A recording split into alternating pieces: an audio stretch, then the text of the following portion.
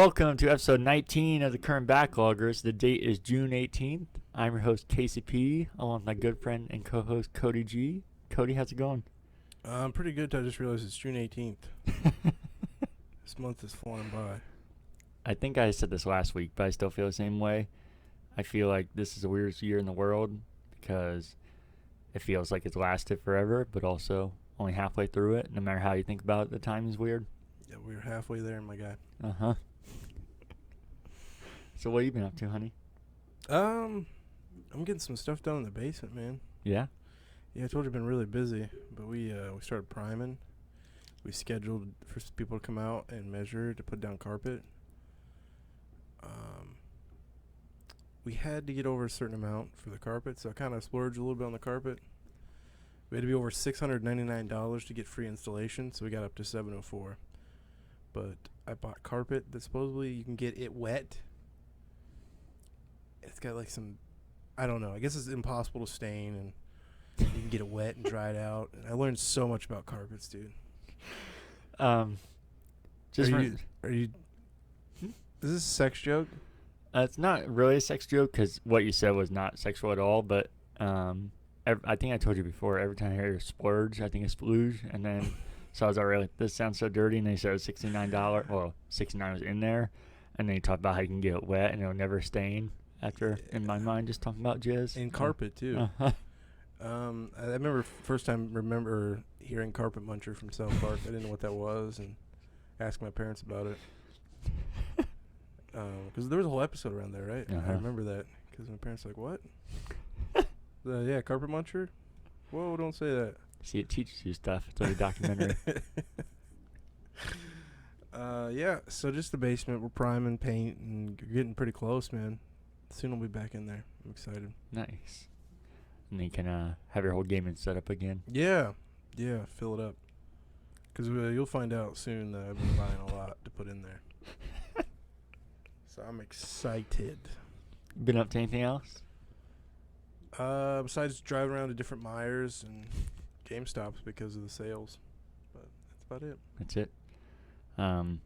So this week, worked normal, 40 hours. And then some fun stuff besides that. I went to the zoo with my family, the Columbus Zoo. And we have a membership, and the first week they were open, it was only members only, since they're like just reopening everything. And then on top of that, you had to schedule like an appointment to go. So there was like absolutely nobody there, but everything was open. Wow. So it was like a perfect day, because usually you go to the zoo and you see like an area or two, and then it's so busy you don't have time to see everything else. And we saw everything and still had time left before they closed. Holy cow. So it was super nice. Or if like a little animal will come out, everyone freaks out and swarms that area. Yeah. Because Columbus Zoo, I feel like you learn about a lot of zoos in Tiger King, but I feel like Columbus Zoo's got a lot of cool places for them to hide away, which is good for the animal, but kind of sucks for the people. Cause you don't see them. Especially some of the bigger animals like the giraffes or, unfortunately, the ostrich or stuff like that. Because they have it's almost like a fucking African jungle out there, so you can just wander out and, oh, I think he's over there. Yeah. But I don't know if you saw any of my Snapchat or anything, but the ostriches were out and getting real crazy and running up and doing the stupid thing where, like, really? dogs where they were, like, bend their heads when they see you. So that's awesome. They were all out, and they're my favorite animals, so that was a great time. You know you can have them as pets, right? Yeah, that's what I've heard. Yeah, I grew up with a girl, Caitlin. Her parents had emus and ostriches. And That'd be fucking great. Because they had a house at a horse pasture, and they're like, we don't want horses, so they just got fucking emus and ostriches. Can you imagine how much Buckeye, my dog, would love ostrich? And he actually probably would, is the crazy part. That'd be great. What if you rode him? That's another thing I've seen that in movies. I know you couldn't do it, but I've always wanted to ride one of them. It'd be so fucking funny. Do you have a favorite animal before I talk about what else I did? A favorite animal? No. Probably like a wide mix of them. A favorite? I've never really been asked that. Really? Yeah. I feel like that's so common, especially as kids. Because mine was always a koala bear growing up, and I still love them, but the ostrich overtook it. They're so fucking hilarious. Yeah. Maybe just because I got to see them in the wild and realize how great their lives are. Well, minus a couple things here and there. But I went to Florida, and my grandma was like, hey, we should... Well, this is my step-grandma, and she was clearly trying to include me and be a nice person. She was like, well, let me go bond with Cody. So me and her went out to she was like, we're going to go out to the power station. I was like, why are we doing this? But I guess manatees love the electricity places because it makes the water really warm in the winter. Yeah. So there's a bunch of them out there just chilling, and it was just the clearest water, and they were like celebrities. Everyone's like, oh my God, there he is, and shit like that. And they're just really fat, and they just eat and just exist. And I was like, wow, that's a really good existence. Yeah, that's what they did when I was at the zoo this time. They just had whole heads of lettuce and were just spinning around eating them. This looks so dumb. It's so great. But I guess wild ones have issues. They get hit by propellers a lot. Yeah, I've heard that and done it. And they're pretty common, dude. I've been to Florida twice in my life, and both times I've seen wild manatees. Really? Yeah. They're super protected, though. They almost like some parks I've heard on other podcasts. Dan Bell's pretty into manatees and has done some videos, and I think worked at a park for a while with them. But they almost are like followed around by like officers, and they like tell people to fuck off. And you can, he said in one of the parks you can swim with them. You're not allowed to approach them, but they'll approach you. You can swim with them and shit. They just seem really chill. That's how you said you can swim with them. That's how I was picturing the officers protecting them. Like some Navy SEALs just following them. There's this fucking sea cow, and there's just a top of the line soldier just like 2563. We're moving. And just 25 to 63. He's eating a head of lettuce over. It's so great. I'd watch that movie, TV show. Did you hear Jack Hanna's gonna retire? What? Yeah. No. I thought it was just some clickbait thing, but it was picked up on all the big stations here. Do you think he'll really retire though? I bet he'll still be like heavily involved. I'm sure. Yeah, I don't think he'll just drop out, but whatever his role is, where he's officially employed. I used to watch that the Jack Hanna show a lot when I was a kid. I had no idea he was in Columbus. Yeah. Yeah, it started the whole zoo. Didn't know that. So crazy. Do you think he's a nice guy? I've never met him, but yeah, I've heard everybody say he's really Really? nice, not just like news stations or celebrities on random people that meet him or say that he was at the zoo one day. They say he's always just super nice. Wow. That'd be crazy to look around that zoo and be like, I created this. Yeah. That's probably why the enclosures are so good for animals. Yeah, I'm sure.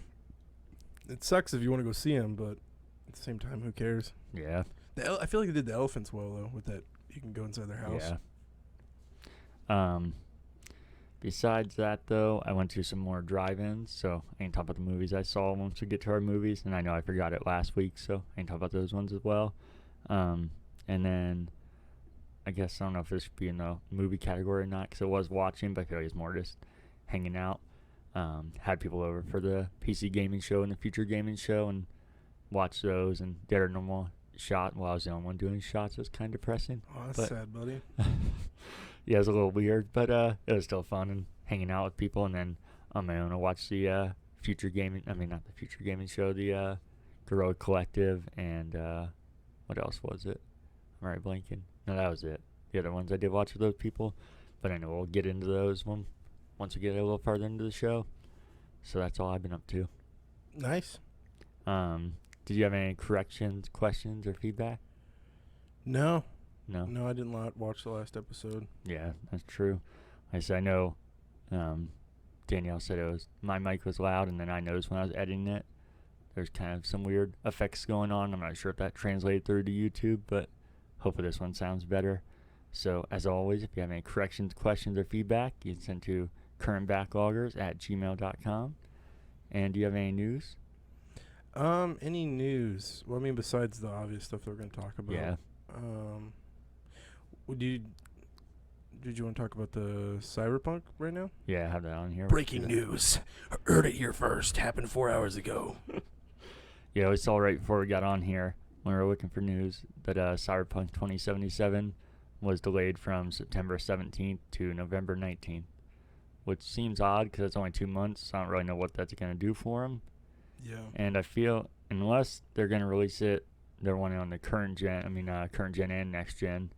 Otherwise, I don't see why you do it, because I feel like that actually does more harm, because you're gonna be going against these brand new consoles and all these exclusives and everything. So I don't really know why they would do it. Because as far as development, I can't imagine 2 months. 2 months is gonna really affect anything this late into it. Yeah, I heard if you release a game on a console launch, though, I know Chris Reagan mentions that a lot too. Yeah. That it immediately sells like bonkers. Yeah. Because it's like the only thing out. So unless they wanted to be included in that, but I mean, I don't know. I feel like they're probably working on something, fixing little things here and there.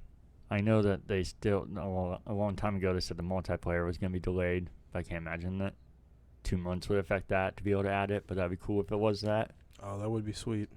But I would imagine if they announced that long ago that it was going to be delayed and not come out in time, that 2 months isn't going to change that. I saw the controllers are kind of selling out right now. Oh, really? I don't know if they're getting too sought after, but eBay, they've kind of spiked a little bit. Meyer had a bunch of them, and they still had left the Last of Us 2 controllers. Oh, They had really? 2 of them and 2 headsets. I was like, I should buy these and just resell them, because somebody sold a bundle on eBay for like 2 something, but then it was like hit or miss. Yeah. The prices were all over the place, and knowing me, I'd just be like, well, I want to keep this. I just ended up keeping it, so I said no. I hear you. I like the Cyberpunk console and controller, but Yeah, they look cool. the console was so cheap, dude. They sold out, and then now they're selling on eBay for like $600. Oh, really? Yeah. So annoying. I'm part of a resellers group on Facebook, and it's really annoying. I posted a picture. He's like, ready to go. Check me out. And he had like 12 of them. It's just annoying. Yeah. Which I wish I was that much of a reseller that you could just drop. What is it, like 12 times 300? What is that? 1,224. That 3,600 Yeah. on stuff. But he'll probably double his money. I think that was just so cheap for. If I was getting a new console, I'd get that one. If you could find it for 300. Yeah. Any other news? I got a couple things, but buy your Vita games. They're shooting up in price. I just want to put that out there. Vita games, for some reason, are getting expensive. okay. I don't know. Maybe there should have been corrections. Last week we were missing a game from the Sony conference and losing our minds. Did you just notice that? I just noticed. Hey, Master Chief's got a knife. We should try and find different things for him to hold each week. I don't know if it comes through on camera, if they can see that from there. So great. Might be able to tell he's getting stabbed in the eye. But Oh shit. last week we were missing a game and we knew it started with R. I'm like, man, what is it? And I looked up. It's called Returnal. Oh yeah. I don't know how I forgot it, because this is one of the games that I kind of was talking about, but I didn't know. This is a Housemarque game.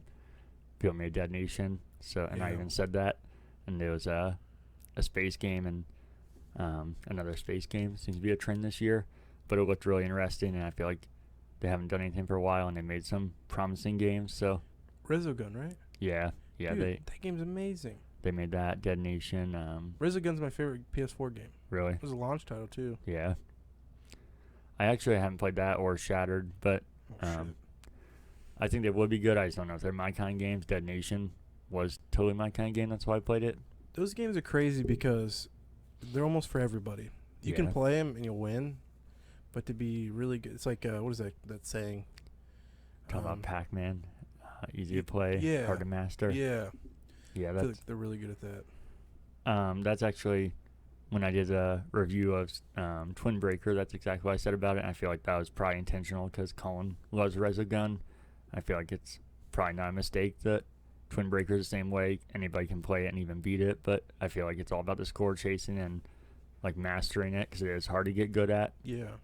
Did I say that's my favorite PS4 game? Yeah, That is definitely the truth, but I have not played many PS4 exclusives. yeah, That might change, but yeah, that game blew my mind. I couldn't play it. I had a PS4 account when I first started. I was like, I'm getting a whole new Sony account for the new system, and I got a bunch of achievements, and then I forgot the login information and email, so I made a new one.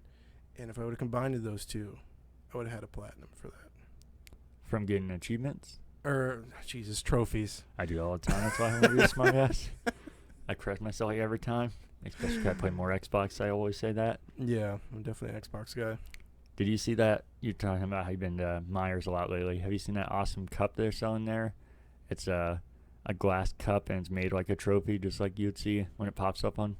Tell me why I saw that yesterday. I told Renee, I said, bitch, she doesn't listen to this, so I can say stuff like this.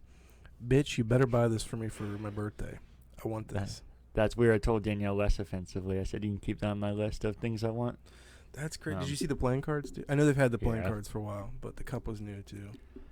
Did you open the box to see the cup? No. It doesn't look as cool, unfortunately, because on the cup it makes it kind of like shine through blue, and when you open it, it's just a regular glass cup, but it's still a cool one. I guess it doesn't really matter because once you pour something in it, it's not gonna look blue or whatever color it is anyway. So You know, been cool. what's If that? they wanted to take this to the next level. Do you remember the Lord of the Rings Burger King cups? Oh yeah, When I the was in middle school. light in the bottom. Yeah, they could have done that, and then had like some sort of thing where you waved or Yeah, pressed a button and or it had told the Google. blonk.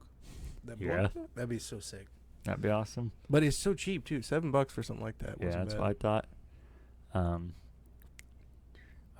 You're talking about your favorite PS4 exclusive. You're talking about playing The Last of Us. I feel like that might be up there for you. I feel like it's right up your alley. Yeah, it probably will be. And like I told you, it's just a GameStop. And, Yeah. if you go to game stores and you start just screaming about games, I'll probably one of those people that hate you. I'd judge you on the side. I get you want to talk about them, and you both have played it, but I told you I look like a crazy person. I had both ears plugged, just like almost like going back and forth looking at games. And then I started trying making noise too because they're really loud and they were getting over my fingers. But yeah, I really want to play Last of Us. Yeah, let me know once you do, because I definitely am curious what you think. And it's my fault. That game's been out for 8 years. Yeah, I think it's been at least 7 years. That's crazy. Which is crazy. Yeah. Huh? And another thing I guess could have been correction, but wasn't really on our end, and we kind of debated it, was, have you seen everything going on about Spider-Man Miles Morales? No, but I feel like I know where this is going. I haven't heard the news. Is it DLC? No, but it's not. But when we saw it, I don't know what you said, but I know I said, I was like, I feel like it's really weird not calling it Spider-Man 2 because I told you they announced that they're making that. Uh-huh. And then there was so many different reports. Jason Schreier said that it's the PS4 game, but ported to PS5 with that as an added expansion. Oh. But then I can't remember what Sony executive said that it's not true, but that it's just a bigger portion of the game. And then Insomniac said that wasn't true. This is so ridiculous, but obviously Insomniac is the one that would know, and I trust it. And they said that it is a standalone game and it's not the sequel. Wow. But they could think of it like Uncharted Lost Legacy. And I was like, that makes complete sense. So it's like not the same engine almost. It's like the same world. Yeah, but the way that the reports are coming out first, I was like, that is so fucking stupid. I don't want to buy this game again, and just to get some little extra content. I don't care if it's up-resed or whatever. I want a different game, even if it's not the true sequel. And that's what Insomniac said it is, that it's not the sequel because the second one will be, or the next one will be called Spider-Man 2. But awesome. that it is a full game, just like a side story essentially. That's a good way to put it with Uncharted. Insomniac, man, they're busy. Yeah. I feel like there was a while there would be like every 6 years it might throw a game out. But man, they're coming for Naughty Dog. Yeah, maybe that's why even they literally referenced Uncharted themselves, which I thought was odd. I know they're in the same company now, but that's so weird seeing them reference another game to talk about their game. I wish Xbox would have picked them up. Yeah. That'd have been nuts. So I'm glad, because I did think that was weird as soon as they announced it. I was like, why are they not calling it Spider-Man 2 when they said they're making a sequel to it? And then when I was seeing the reports that, like I said, it was the same game with added content, I was like, that is so dumb. That's what our next gen games are going to be. But the fact that some people are still complaining that it's not the true sequel, but I could give two shits if it's a full-fledged game and they're not calling it 2 because it's a side story. I don't know what the difference is. You know who else does that? Who's that? They almost get shit for it too. They were kind of they just kind of started that was Ubisoft Oh, yeah. with Far Cry.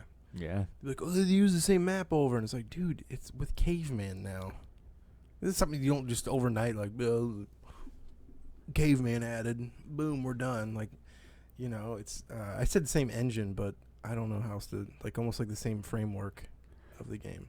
Yeah, they said this one's also going to be set during winter, and the last one was summer, so I feel like that alone will visually will change it completely, and you could even do new gameplay things with it if you wanted to change things like that.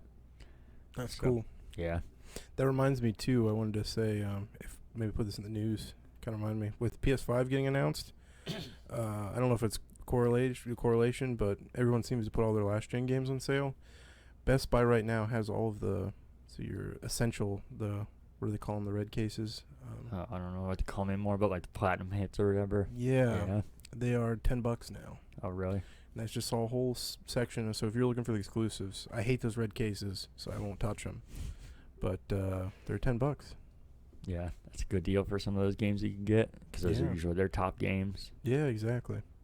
The only other news I had, we talked a few weeks ago about the Mario Legos and how they looked really cool and well done. Did you see what the price is going to be? No.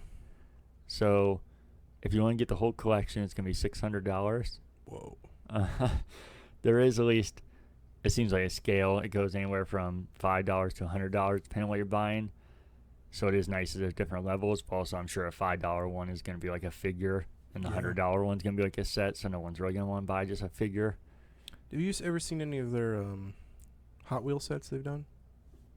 The Legos done. Mario Hot Wheel sets. Oh yeah, I've seen those. Yeah. The new one's out, man. I had a chance to buy like 4 or 5 of them for $44 and double it on eBay or whatever, but I didn't. They're pretty cool little sets. So hopefully Lego, I'm sure, will blow it out of the water too. Yeah. Should we get into the PC gaming show and all that? Let's do it. All right. I have mine divided between the conferences, so PC Future Gaming Show, and then day 1 and day 2 of Guerilla Collective. We haven't watched day 3, so we're thinking we'll talk about that next week. But do you want to start talking about PC, and I can talk about mine? Yeah. We're just going to talk about some games that stand out for us, not go through every single game, because there's way too many and way too many similarities as well. For sure. I love Devolver's conferences, and I love Mystery Science Theater, and they definitely combine both of those. They took some cues from both of them, like the nerdy white guy talking to robots and then being over the top. I loved it, especially the hacking in. Like that's straight from Mystery Science Theater. I loved it. It was so corny, but my overall thing, I really felt like they were scraping the barrel for games. I feel like PC always does that though. PC gaming show. The webcam interviews. That'll be my favorite thing that we lose once Corona's over. Those are terrible. The audio is, I mean, as we're recording with a webcam. but I hate them. I hate the webcam interviews. And there's always almost like a digital, hey, how's it going? It's always delayed, like pretty good, and he's interrupting him, and there's always kids, and you're always distracted. Like, why would you put your bookshelf right there? Like, why wouldn't you put it on that side of the room? And I get distracted, and I end up not, because they're very technical people usually too. So I don't care what you're saying about any of that. Also, PC gamers, they talk a lot about graphics and how much more powerful the machines are. Not many of those games look like they're taking advantage of it. That's what we were saying when we were watching together. Yeah. Do you want me to get into the games that stood out to me? Yeah, you can do that PC, and I can do mine, and then we can go to the next conference. Okay. Blankos. Did you see that? Yeah, that's one of mine on my list Really? too. That's why I was thinking we could go instead of going back and forth like we normally do, so we don't just repeat games over and over. We can talk about the ones we have similarities. But yeah. Well, you can say what you think about it first. I just liked it, and that world of those collector vinyl toys, like not pop. Like I'm talking about the designer ones that like hipsters are like, I don't collect pop. These are vinyl figures. Those types of things, they're pretty cool, and I always liked them. There used to be a shop downtown Columbus that specialized in them. Did you ever go in there? I don't think so. I think it started with a V. It was run by a nice lady. But unfortunately they've closed. She's gone to completely online. But there's some really cool of those figures. So yeah, that's the only thing that I liked about it. And I feel like the skins would probably get a little ridiculous in that game. Like, oh, but you have the crocodile with the gold tier. You just have the regular tier one. But yeah, I'd want to see. It's an MMO, right? Is that how you described it? I think so. That's what I was gonna say. I did think it caught my eye right away. It kind of had like a Little Big Planet vibe, which you know I love, and really over the top art style. And yeah, I couldn't tell exactly what was happening. It was my biggest issue. It just looked like it would be fun. I liked how different it looked, but at the same time, yeah, I did kind of like a lot of these have, where it's just over the top art style, and I don't know if it actually would be fun. It just caught my eye because I feel like that's what we said about a lot of these things. There wasn't a lot of standout things, so I try and pick and choose the things that always caught my eye or something looked cool in it. Yeah. I feel like it'd be a hit or miss with this, too. Yeah, and like you were talking about the skin things, I could definitely see that being an issue. I can't remember exactly what they said, but they're talking about how also on certain days you can get certain skins, and if not, you miss out on them. And I was like, oh, this sounds like them trying to get a lot of money and people arguing over the dumbest things. FOMO is going to get me on this. But yeah, and maybe some partnership with some big artists or something like that would be kind of cool. And maybe some way to put in mobile. Yeah. Cell phones, something like with that.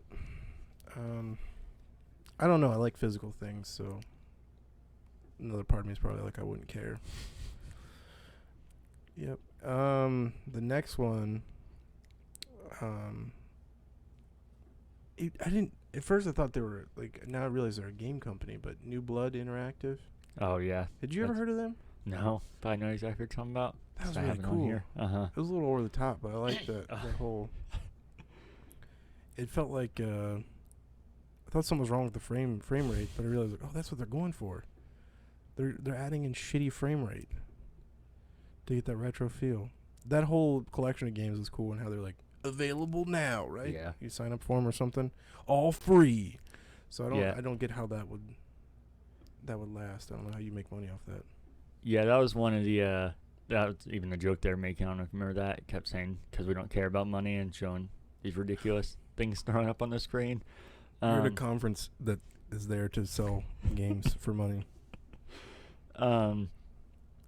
But yeah, that one I thought was really cool. We were all kind of freaking out about that, and I didn't really understand at first that they talked about that shooter that was co-op and how you play together and everything. But then it started showing all those different games. So I was like, wait, are all these co-op? Or I didn't really understand what they were. I just thought it was really cool, and that, like you said, it's a collection of different games. And it seemed really cheesy. We were laughing at it first, but then I saw that it was so intentional. Especially, do you remember some of those websites they were listing afterwards? Yeah.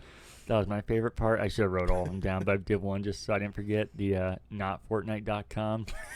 And then this guy read it off and so over the top and trying to be like E3 presenter. And you can go to notfortnite.com, and he kept listing all these different ones. That's great. Doom, I think was one. And he just kept going. Oh, this is fucking great till it filled up the whole screen and couldn't see him anymore. This is fucking awesome. But I think they're all available now, and then they're all free. So I meant to download those because I'm interested in it. Like I said, I don't understand exactly what it was, so I want to download them to see. Yeah, I just don't get how you make money on that. Yeah. How's that viable? And then the last one that stood out for me, and this is how much I care about the PC gaming show. I was more interested in like the set designs and all the stuff they did in the background. It was great. I think how you spell it is, or pronounce it is Valheim.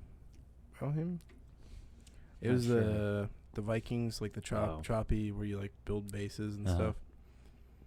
It gave me Minecraft vibes and going around. Remember that survival game. That's about it, man. I gotcha. Pretty lacking. There was none of the big PC people there. No, that was definitely the case. Yeah, I feel like the PC gaming show, like you said, always kind of struggles with that, which is weird because, like you said, it is the biggest platform, and you feel like they can get all these giant companies, but it seems to be lacking the most, especially this year. And also, I feel like there's it's hard for games to stand out because 90% of them look the same, or like they're doing the same thing or the same art style. Oh my god, that was a continuing theme for most of these press conferences. so everything kind of molded together. So there wasn't many things that really stand out for me either. Like I said, I kind of made a list of things that had interesting aspects to them. And I did love how cheesy it was, but I feel like for me, I wasn't as positive as you were about it, because it might have been intentional, but they've been horrendous. The PC gaming show without that has pretty much been that in a different form since it started 6 years ago. So I feel like that was just them morphing into their version of what a virtual conference would be. Yeah. I don't know if it was really truly intentional how bad it was going to be. Yeah. And his jokes that he was trying to land were fucking so bad. And the dev bot, that was his name. Yeah. I was like, this is, how much money did he spend on this fucking thing? But it was enjoyable. The intro too. Do you remember that dev bot going down the street? That was great. So bad, especially when they try to include that dumb meme of the guy going, and the girl's like, "Oh God, this is so bad." DevBot, we're being hacked. We're being hacked. Hi, this is Greg Miller. I'm like, oh God, this is Mystery Science Theater, 100%. Even like the oh. Oh my God. Before I get to the games, I guess I will say, I feel like I kind of talked about it last week, but in a different way. I feel like the biggest issue with having these developers on during E3 is that they're not public speakers, and they're obviously very nervous, and a lot of them very awkward, which I'd be the same way, but it's undeniably funny to watch it.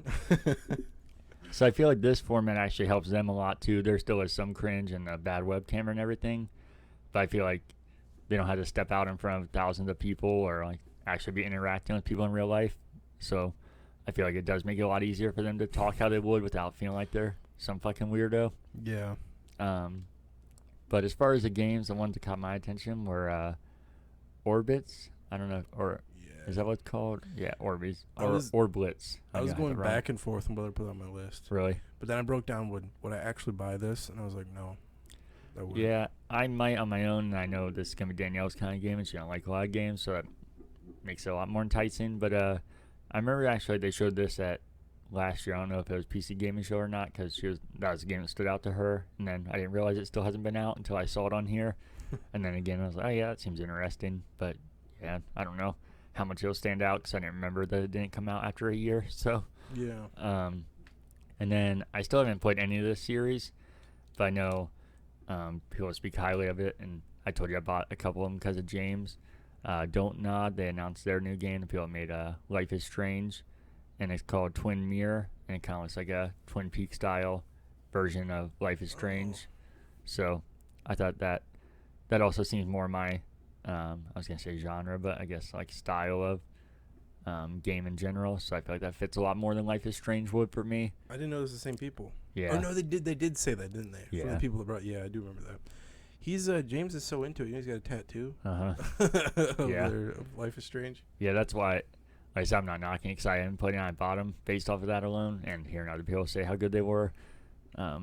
So I do want to try. I just think as far as like setting, I guess that's what I should say. Setting, that seems like a lot more my style. And like I said, they seem like they're obviously capable. So I'm curious to see what their next game will be. And then this was actually on PS5, but they showed a lot more of Godfall. And I told you Oh yeah. Yeah, that game caught me off guard because I feel I've hyped that up for years and I never really looked into it.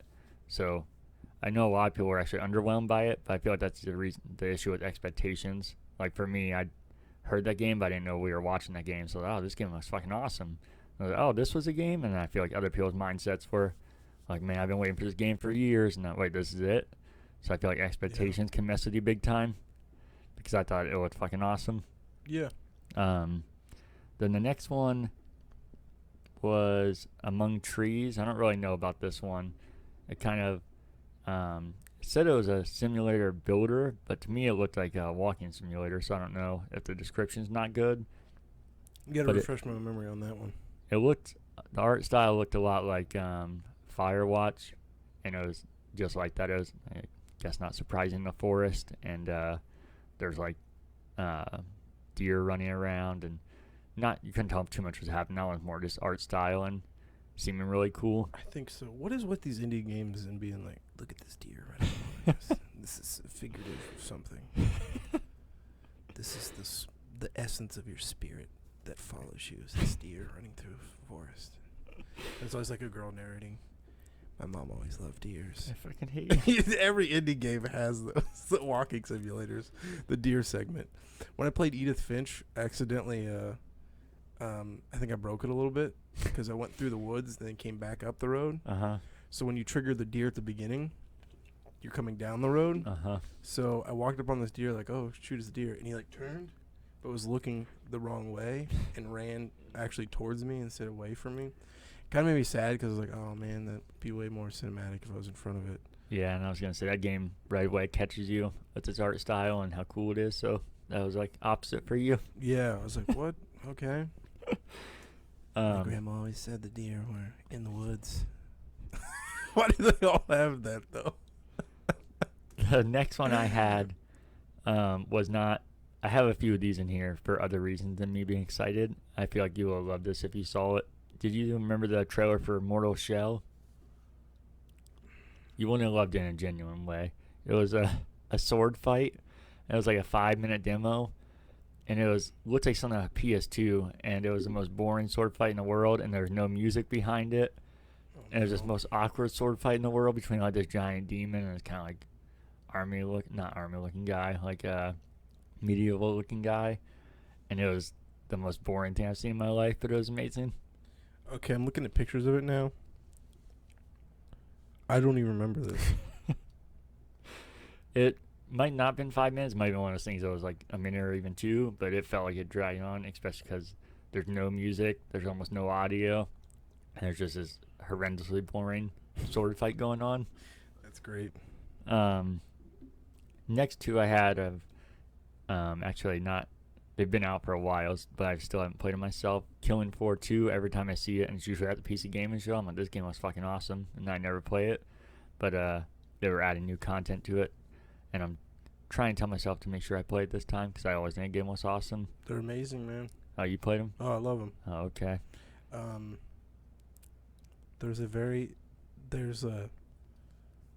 know, in Resident Evil, what are you buying? What are you selling? They have their own version of that. But this over-sexualized English woman that really annoys me in that one. Because she's always got some terrible sex pun.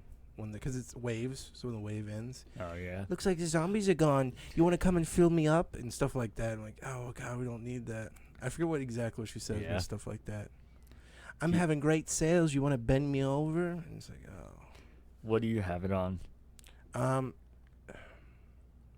PS4. Because initially it only came out on PS4 for consoles. It's for Killing Floor 2. And Killing Floor 1 I had on my PC. Okay, because I'd probably get on PC just since that's what seems to be most content. Yeah. I think PS4 is kind of dead too. Yeah. I think it came to Xbox. I think it might have died too. There's a really cool mechanic too when headshots. If anyone gets a headshot or takes off a head, everyone's game goes slow motion. It's really cool. That's awesome. It's basically Left 4 Dead on crack. Yeah. I love Left 4 Dead. You would love it then. The next one I had is kind of similar. It's not out on current gen. It's about to be, but it's been out on PC, I guess, for a while. Chivalry 2. I haven't played the first one, but I saw a trailer, and this game was fucking awesome. I also have the first one. Oh, really? God damn it. I hated it. Oh, really? It's very simmy. Oh, that's not what I expected. Me, I won't like it. Ching. You just... Yeah, deflect, then swing. Trailer they showed us like over-the-top, crazy, gory action. I was like, this seems cool. It looks fun. I've watched a lot of YouTubers play it. It looks like if you have a whole group together and you organize and all of that stuff, it looks fun. Okay. The next one I had was Trash Sailors, which kind of, you said, remind you of Castle Crashers, which I could see. It also, how you had to work together and there's like a small space move around, remind me of Overcooked, which is, I love both those games. I didn't think about that. Yeah. And the art style looked cool, so just another one that seemed like it had some promise to it. So do you think you'd have to, like, okay, this person controls this, like, kind of like Sea of Thieves? Yeah, I think so. Just a lot more simplistic, obviously, but that's what it seemed like to me. Do you think then you fight over like trash upgrades for your ship? I bet you would, yeah. Oh, that'd be cool. Yeah, I'd be down for all that. Especially because Sea of Thieves is fun, but I feel like it's hard for people to just jump into or to do quick. You gotta be like, oh shit, what is all this? And gotta learn everything again. You could be Trevor and like, Trevor, shoot, I am. And you realize he hasn't even loaded a cannonball yet. The next one I had, I don't know if you didn't see or maybe it's just surprising that it didn't catch your attention because I thought it looked fucking awesome. It was called Metal Hellsinger. It looked like a Doom style game, which is definitely an issue for me. I can get into with more of these games. But this one looked really different and cool because it made it into like a rhythm game. So like the faster you're killing people, the more music starts and they get more bonuses for it. So kind of combine like music rhythm with a dark shooter, which I've never seen before. I don't remember that one. Oh, really? Yeah, you'll have to look it up. I think it looks, like I said, it's Doom style, which I guess I could get into now. I feel like we talked about with, what was it? Oh, yeah, space games. I feel like there's trends every 3 of way too much of something. I think the Doom game is definitely one this year. Oh, yeah. And I feel like everybody's doing that because Doom was so successful, but I feel like people always lose sight of why things are successful. It wasn't because Doom, just because it was quality and good. It was because it was different and not anything like it, because people got so used to doing Call of Duty games or massive open world games that everybody's like, oh shit, this is refreshing. And then if everybody just does the Doom games, everybody's going to get sick of those, and then it's just a never-ending cycle instead of having balance. I'm not saying Doom should be the only one like that. Like this, they have their own twist on it and make it interesting. But I feel like if everybody just goes off the trends of what's hot at the time, the trends aren't going to last very long. Yeah. Remember how many Minecraft clones came out? Yeah, Which I even have some other Doom games on here, like I said, because I do think it's cool to have some, but if that's just all they're going to be, it's going to get killed real fast, and then people are like, oh, we need open world, and then people are going to do open world, and then we're going to back at this, and just keeps rotating through. Well, even that company that did all the websites, one of their games was like... Oh, yeah, definitely. Well, they called it out. They said... Yeah. doomingdoom.com or something. Yeah, I can't remember what it was. I know I'm messing that up, but yeah, it was fucking awesome. I should have wrote all of them down because none of them were not funny, but I think Not Fortnite was my favorite, and Derek, our friend, he went to it, and it does redirect you to their site, so there were all real websites they bought the domains to. What the fuck? That's great. I'm surprised not Fortnite. Yeah, that's what we said. And then the last one I had was on the PC Gaming Show was Escape from Tarkov. Is that it? Yeah. Yeah, that I've heard Tarkov? Yeah, that's it.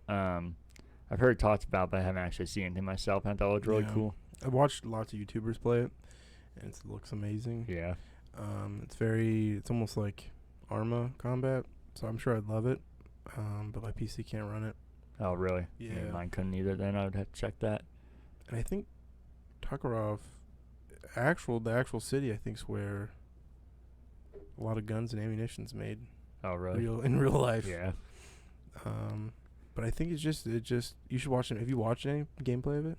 They had gameplay on that, but I haven't seen other than that. You should look up. There's a really good YouTuber that's really good at it. I forget his name, but very like kind of like how Halo's. You kind of be a little bit more strategic than Call of Duty. Yeah. That's okay. That was it for the PC Gaming Show. Did you have anything from the Future Gaming Show? No. You didn't? Okay, I can just get you? mine then. Yeah, it's the first one was Quantum Error, which this was a really cool name, even though it's generic, but it's a Doom style game, so not much more you can say to that. And like I said, oh, there's some static. You hear it? There it goes. Went away. Cool. But I don't feel like there's anything really different about this one. Like I said, with the Hellsinger, I feel like they had a cool mechanic that made it different. This one just looked like a Doom style game. And then I had Dustborn, which looked like a modern Telltale game.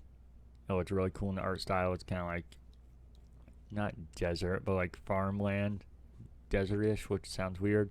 But that looked really interesting, I thought. Ghost Runner, which I don't think could be a more generic name, but looked fucking awesome. It looked like Lawbreakers, the game that Cliffy B made, and RIP. Yeah, I thought the game looked awesome, but it failed before it even had a chance. So this game, like I said, I feel like has a lot of similarities. So I always wanted to play Lawbreakers, never got a chance. So I feel like it's cool that it seems to be something in similar vein coming out. But you should look it up if you don't remember that one. I think you might be interested in it. You don't have to do it now if you don't want. This sounds familiar. Ghost Runner? Yeah. This honestly sounds really familiar. I can talk about the next one while you're looking that up. Yeah, go for it, man. It was a absolutely terrible name, but I think it actually is kind of funny. It's a GTTOD, which is Get to the Orange Door, and it looked like a kind of like a Portal puzzle-ish game, all about getting to the end of it, which is the orange door, but just the art style looked really different and seemed like a cool mechanic. You looking it up? I am.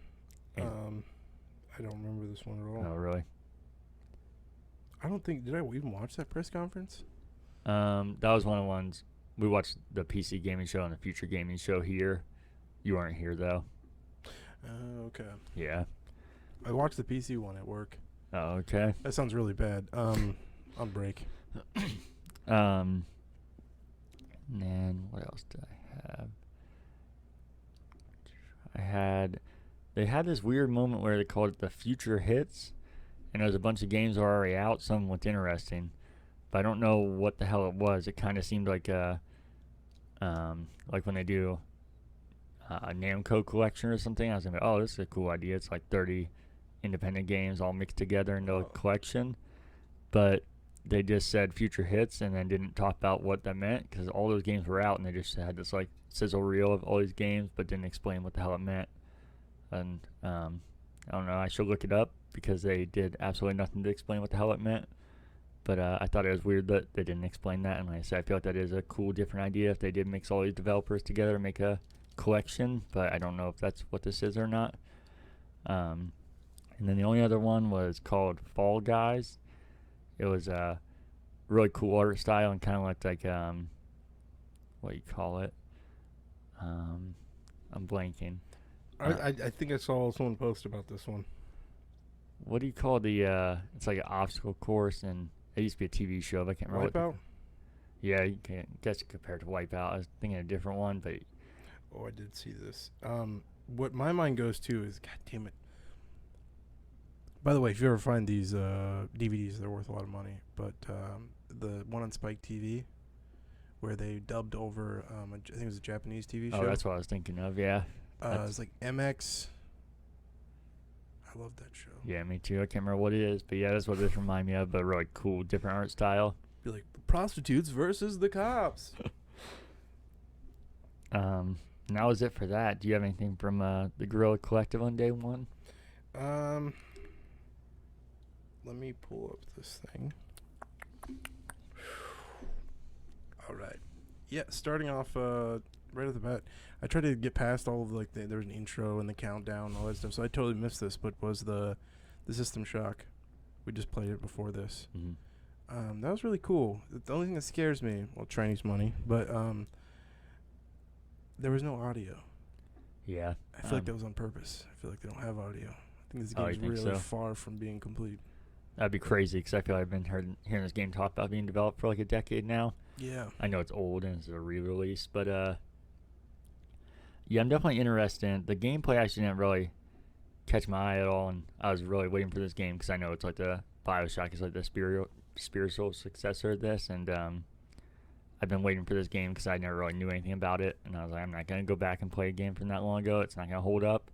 But even with it modernized, I don't know how much it'll hold up. It kind of seemed generic now, which I get at the time it wasn't, but I don't know if we've progressed so much now in those ways that it's not really going to impact like it would have. But I still want to play it, just the fact that I said it like bled into BioShock and became what that is. Yeah. So I am going to play it, but I was actually kind of underwhelmed by it. I did think the music went really well with it, Yeah. but I didn't think about if they were doing that to hide something. I thought so. I liked the style of it. I played System Shock a couple levels at a museum. Oh, really? Well, the big kids museum here in Columbus. Kosai? Kosai, when they had their video game. That sucks. I wanted to go to that. I didn't know they had it. Yeah, I didn't know they had that game, I mean. Yeah, they had it on display and you could read all about it and played a couple levels. And it seems like a very narrative-driven thing in the future. Did it seem cool then? Yeah, I feel like it held up. I mean, you Oh, gotta really? be like, okay, this is a 20-year-old game. You Yeah. gotta relax. But it was kind of like you were sitting. One of my missions, I think, was on a boat, and you're talking to this guy, and then you shoot, and then I think it was sniper. I can't remember. It's been a couple years since I played it. I gotcha. Yep, and then nothing really stuck out to me again until, gosh, I have to really. Kill Your Gods, Almighty Kill Your Gods. That was the one where they were kind of beefy and they kind of walk and blowing stuff up. It sounds so familiar. I think it's like you put in a good. I feel like you summarized it really well with saying Monster Hunter. Yeah, that's what the gameplay seemed like. Yeah, and reading on IGN, that's you're killing gods and demons and monsters. So I think you're right. It did look cool, and I would give it a chance. I didn't play Monster Hunter myself. I just don't know if it's going to be my style of game. But I haven't given that a chance, so it's not really fair to shut it down. I almost put this one on my list. I'll just mention it. The Genesis Noir. Something about the Big Bang. Oh, yeah. Where you're exploring. Mm-hmm. Nothing really stuck with me again until, oh my god, there's too many games. They're condensed too much in here. Yeah, that's another issue we talk about being similar, but yeah, in general, there's so many indie games and so many small things that can just throw so much at you. I feel like that's one thing to help a big company like EA or Microsoft or something that they put their biggest products out and they don't have time for a bunch of smaller games. Yeah. Not that that's obviously there's a place for small games, but yeah, that's what happens when there's too many. Yeah. And they all try to be original art style, and it's like maybe 5-7 years ago that was original art style, but it's getting a little annoying. Yeah. The next one on the list, buddy, is Boyfriend Dungeon. Dating simulation game. Wow. That narration too. Yeah, if you haven't seen the trailer, you should look it up. It's fucking awesome. And I knew you'd love that. I told you I had games on my list. I already deleted the first two because I had System Shock for Genuine, and then that was my next one. And it was because I knew you'd love it in the worst way. And I already thought it was bad, but I would have, even aside from doing it for you, the amount of times she said dunge for dungeon, I was like, get the fuck out of here. That's not even that big of a word. You can just say dungeon. And her voice sucked and went with it well, but not in a complimentary way. Just in a way that it was fucking terrible, so it fit perfect. That and the high school one. Those two. Whoa. I'm glad the internet attacked that one. Because Yeah. I wasn't alone on that. That was so bad. You're a dolphin sitting on the beach. Life is so mysterious when you're in high school. And this one was right up there. It's like a dating sim mixed with a dungeon crawler where you're flirting with this guy in between his dungeon crawling. And he couldn't look more ridiculous. He looks like a Hispanic Fabio. And you're flirting with him. The next one was we'll see with this one. I like the idea of it, but it looks like another permadeath dungeon crawler, and I've had about 6,000 of those. Yeah. So I'm done with them. But Colt Canyon. Oh, okay. We'll see. I don't know. And I'm going through here again, and that's it. That's it for me. Oh no! Sorry. Dwarf Fortress. Oh, yeah. That is a game. The nerdiest motherfuckers I'm talking about the nerdiest motherfuckers in my high school. Like, I'm talking about, like... See, the crazy part is I ran a Minecraft server with these guys back in 2010. So I was right there with them. I can say this. I'm nerdy, but I looked up to them like, God damn, dude, I wish I could do that. You know, the kids that, like, carry around The Hobbit and Lord of the Rings books and fucking dictionaries and Naruto run everywhere and shit like that. Those were the kids that played Dwarf Fortress in the library. I was like, what the fuck are you guys playing? This game looks crazy. And they told me the basics of it, and it always sounded great. And so I always wanted to play it. The fact that, and then it was like this thing, like these guys were carrying around zip drives, and it seemed like a free, like, open source thing that blew up. Then we just moved to Minecraft right after that, so I never really got to play it. But I definitely will try it once it comes to Steam, because it seems so fucking nerdy. But these were like everyone's like, oh, it's like today it's cool to be nerdy, but these guys were like if this was the '90s, they would have been nerds. They're the ones that loved it because it's so simmy. Like I think even like shit were like squiggles and dashes and dots, and I'd be like, what is that? Oh, that's my food storage. What is this? Oh, those are my walls. Like, dude, that's a W. It seemed very basic, but I want to play it. Yeah, it's funny you say I have my list. Partly because I thought you'd have some feelings about it, but also it didn't interest me at all. But yeah, I didn't know what the fuck I was looking at. And we talked about how doing conferences like this can really help people that are uncomfortable or nerdy or don't speak well. And it did not. You know where I'm going? Yeah. It did not do those guys any favors still. Although this is fucking horrendous. What is this? And the way they were talking, I was like, oh, I feel so bad. And the guy seemed nice too. Like at the end, all right, thanks for watching. He seemed so nice, but this, like again, like I said, I'm probably the same way, so I can laugh at it, but it was fucking funny. And I didn't know if I was being trolled or something when you explained it now, but I didn't even know what the fuck he meant when he said, and now we have graphics. I was like, Is this like a Devolver game? Of course you have graphics. It's a fucking game. You need to look at the original Dwarf Fortress. There is no graphics there. They would have like a cheat sheet next to them, like, okay, commas or corn. You're like, what the fuck? The fuck are you guys playing? And like, okay, we're getting attacked. And you just see like W's like slowly moving up on the screen or some weird shit. I was confused even when I was watching. So wait, so is this what the game originally looked like, or are these the graphics? Because I was like, this can't be it, but like what you're hyping up, right? But I guess now I know that's what the game was with the graphics. Oh man, you know those kids I also used to play Pokemon and Yu-Gi-Oh in high school with, in my fucking senior year, 2011. Really cool kid. That's where I was. I had friends in every group, but yeah. Was that it for you for day one? No. I think they showed Valheim again in that. Oh, okay. Did they? I think that was think the last so, thing. yeah. Yep, but that maybe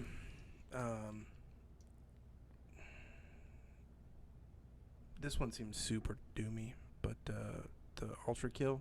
I have that on here too, Dude, and that's yeah, why I I'll let put you Doom talk about game. that. That's super doomy. Yeah, that's. I think it'd be in head like were they gaining health by yeah. killing? Yeah. Yeah, no, that's all I put on as well. That is another Doom game, but what's interesting. And I actually only had two other things besides what you said. Like I said, I actually had quite a few of those, so they lined up. But one goes off the Dwarf Fortress was another one that did the people no favors. Do you remember the Baldur's Gate demo? No. You need to watch it. It's fucking awesome. You don't have to do it now, but Was that one of the last, or that's what they opened with, right? not open, but it was pretty early. Was it? Yeah, but and now for Baldur's Gate, we'll go to whatever the studio is, and this guy comes in with a real sword. Ah! Hey, how's it going? And it's so fucking terrible. Oh man! You guys realize that this is so easy to get right now, right? You can pre-record everything. Be like, okay, that was bad. Let's not do that. But they still stick with it. When you're live, at least you can have the excuse, being like, all right, well, you couldn't actually like address that, or you got one go at it and it turned out and nobody laughed. But these people do that and still stick with it. You should look it up. You'll love it. Yeah, that sounds perfect. And then the only other one I had actually thought was super interesting though was a game that has Ron Perlman as the voice of it, which I rate. His voice is so badass and perfect for video games. But the gameplay of it looked a lot like Dead Nation, but like a Wild West game. So like top-down shooter, which those can be overdone in. I do remember that one. Do you? Yeah. I thought it looked really cool, and like I said, that can be overdone, especially in these independent kind of things. So they don't always catch my eye. Plenty top-down shooters, but I feel like the art style looks so cool, and having him in there and seeming so similar to Dead Nation really caught my attention. For sure. What about day two? Day two. Wow. The amount of fucking games on day two. You guys gotta chill the fuck out. Also, to jump back to Dwarf Fortress, I think them adding graphics is gonna shoot them right in the fucking right in the head, because I think that's why why people love it so much is. Yeah, just how obscure it is. Yeah, it's so weird. Like this game could run on like a 1980s computer too. So, like the library computers in 2010 was running it. So, but the first one that popped out to me, which is kind of unfortunately pretty far on the road on the list, what? Oh, that is a fucking ad. Thank you, IGN. At least it wasn't the Facebook one that we got 100 times. Gory, cuddly carnage. Yeah, that game looked awesome. Kind of Yeah. like you said about his thing too, like mixture between what you said, Blinks, and then kind of like, and I guess you could say Tony Hawk and a skater with a hoverboard. I guess Jet Set would probably better, like Jet Set mixed with Blinks, which Yeah. looks super interesting. Before you go any farther, the Dwarf Fortress, I feel like that should just be our podcast now. That guy's room couldn't have been more depressing. I know these back. Do you remember his when he was doing his No. webcam? It There's looked like. sorry, I hate to interrupt. Oh no, you're good. What is that? The documentary YouTube channel. You're like, you need to check it out. Used Oh, for no IGN. clip. I think No Clip has a mini doc on him. Oh I God. think. Yeah, just that alone looked depressing. I know some of these webcams have been cringy and like stuff you could point out, but this guy, and it's gonna sound like I'm being a douche and being generic, but it literally looked like he was in a bedroom in his mom's house and everything behind him was messy and nothing was cleaned up and just looked really depressing. I'm thinking back, dude. I feel like that game was shareware, so it was free. So he probably. I don't think he's made money. Yeah, that makes It's very sense. possible. Yeah. And I'm telling you, this was. If Minecraft didn't come out when it did, like leading up to Minecraft, Dwarf Fortress was fresh on everyone's minds, and it felt like the same kids were playing Dwarf Fortress quickly switched to Minecraft, and that's where I went. So I kind of feel for him because there was a chance for him to probably be filthy rich out of Yeah. that. And like I said, he seemed nice, so I'm not trying to make fun of him or anything, but it's undeniably still funny.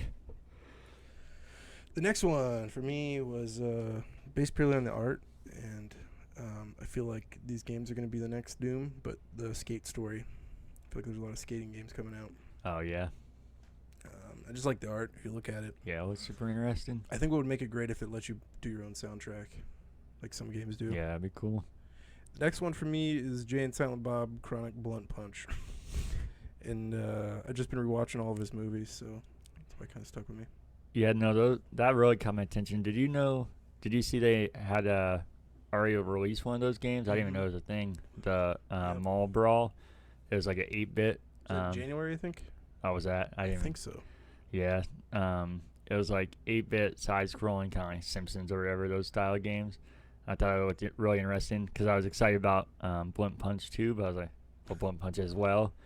But I was like, oh, well, I don't know why I should be excited because one of these already came out, and I somehow didn't even know. But, yeah, this one looked really cool and kind of different than the first one. This looks more like 16-bit. And another side-scrolling beat-em-up, though, that looked really cool.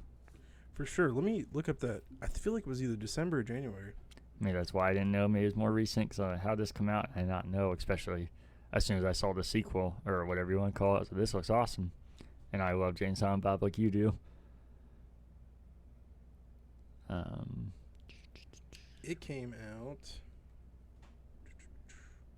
Where? Probably go to the Wikipedia page. Yeah, I should have it. Oh, it's actually May 7th. Oh, okay. That makes more sense. May 7th, 2020. Yeah, I want to try that one and try the new one.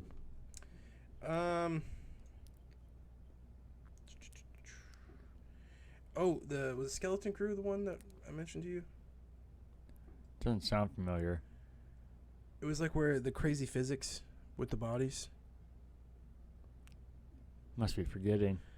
I all don't these know. games. The physics looked absolutely ridiculous in that one. God, I am just scrolling on the list of games they showed off there, and there's not. Persona 4 is coming to PC. I saw that. I just don't give a fuck. No, yeah, me either. Oh, the next one for me. I almost thought I was like, man, is this it? The Cabbage Effect. Yeah. That just looks absolutely ridiculous in like Adult Swim game. Maybe smoke a blunt and play that or something like that. It just looks absolutely ridiculous. And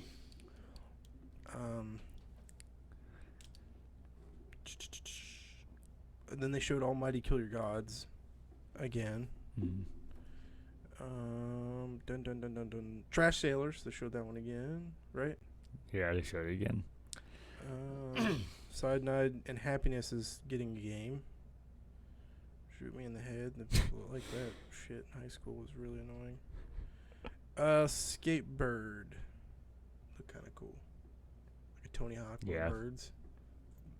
Oh, this one. Oh my god, I almost forgot about this one. The Falconeer. Did you watch any of that? It's like where people were like, it almost reminded me of that PS3 game Lair. I don't remember seeing the this. Dragons. Yeah, I remember that, but I remember seeing that. That might have been. I think that's it, man. That's it for me. Falconeer and Skatebird was the last two.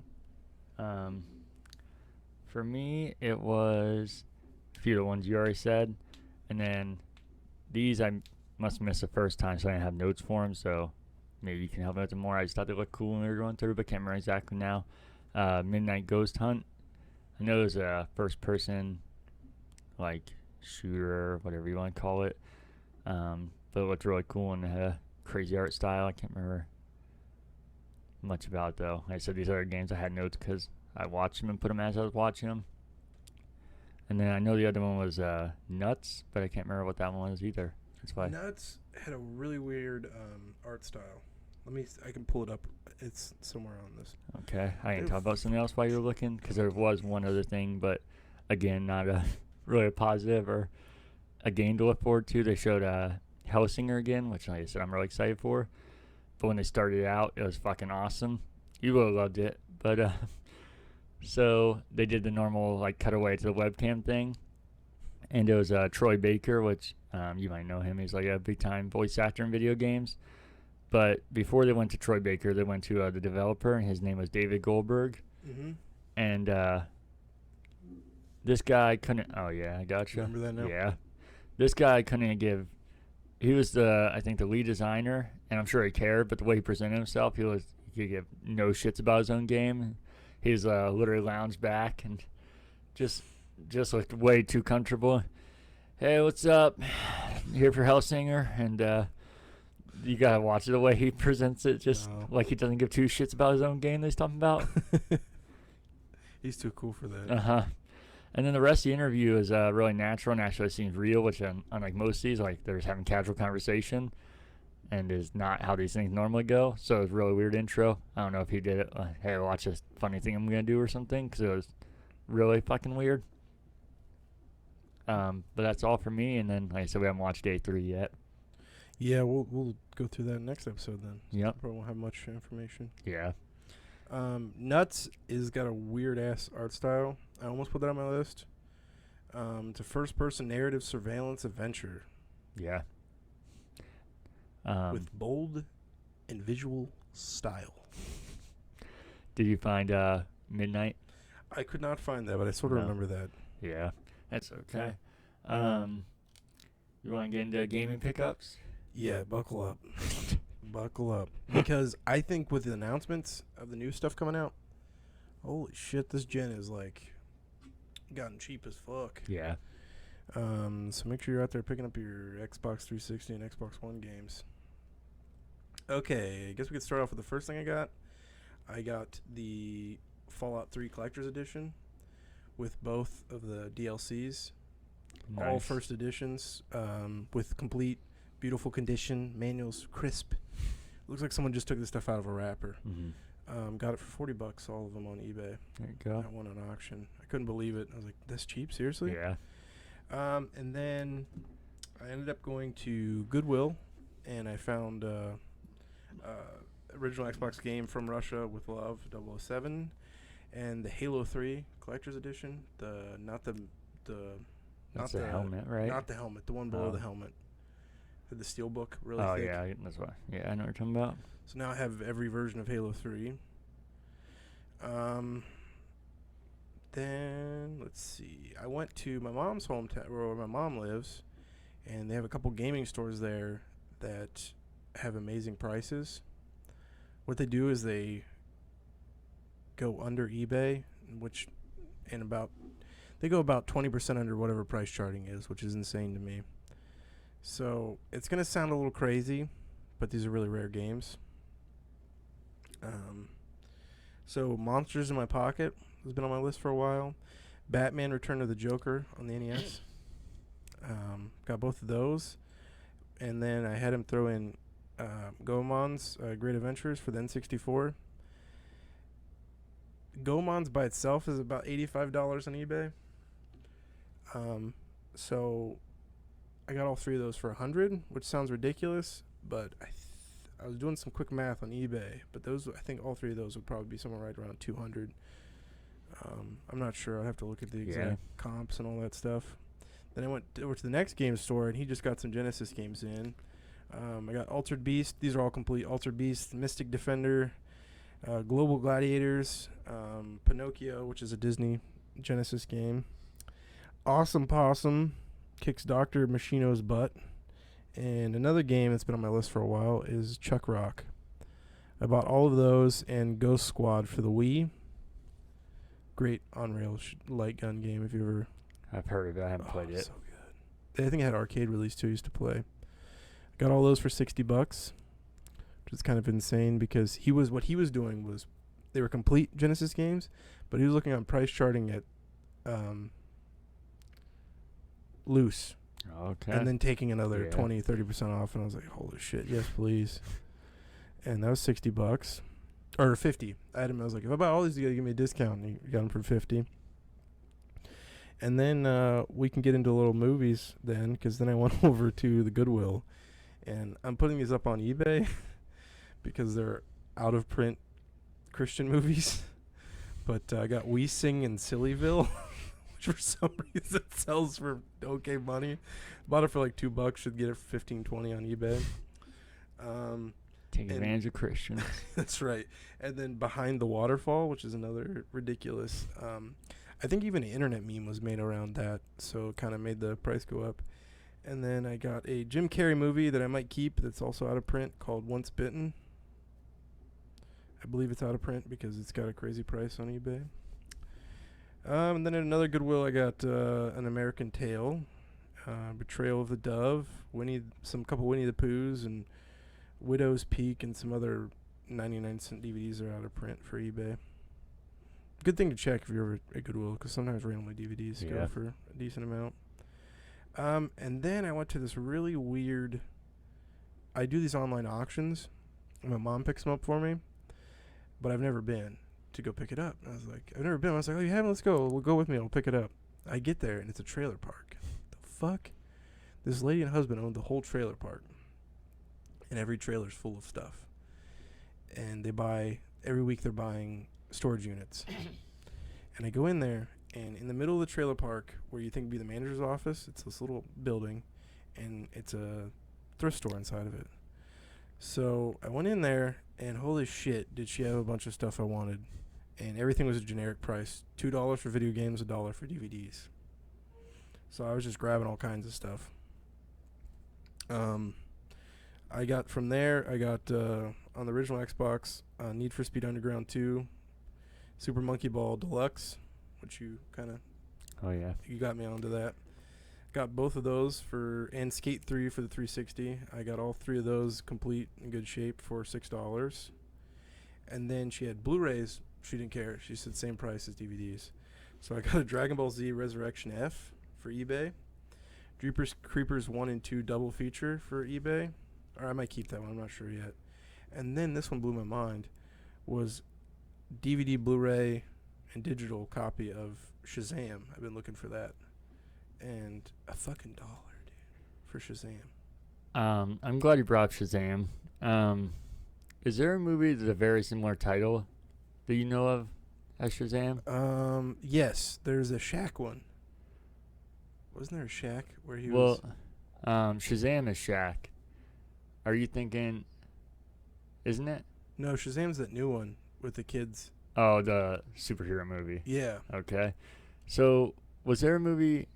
what's the one with Shaq called then? Now I'm getting all mixed up. Is that Shazam? Kazam. So, do you remember a movie called Shazam that's not that one? No. No? Okay. Wait, should I?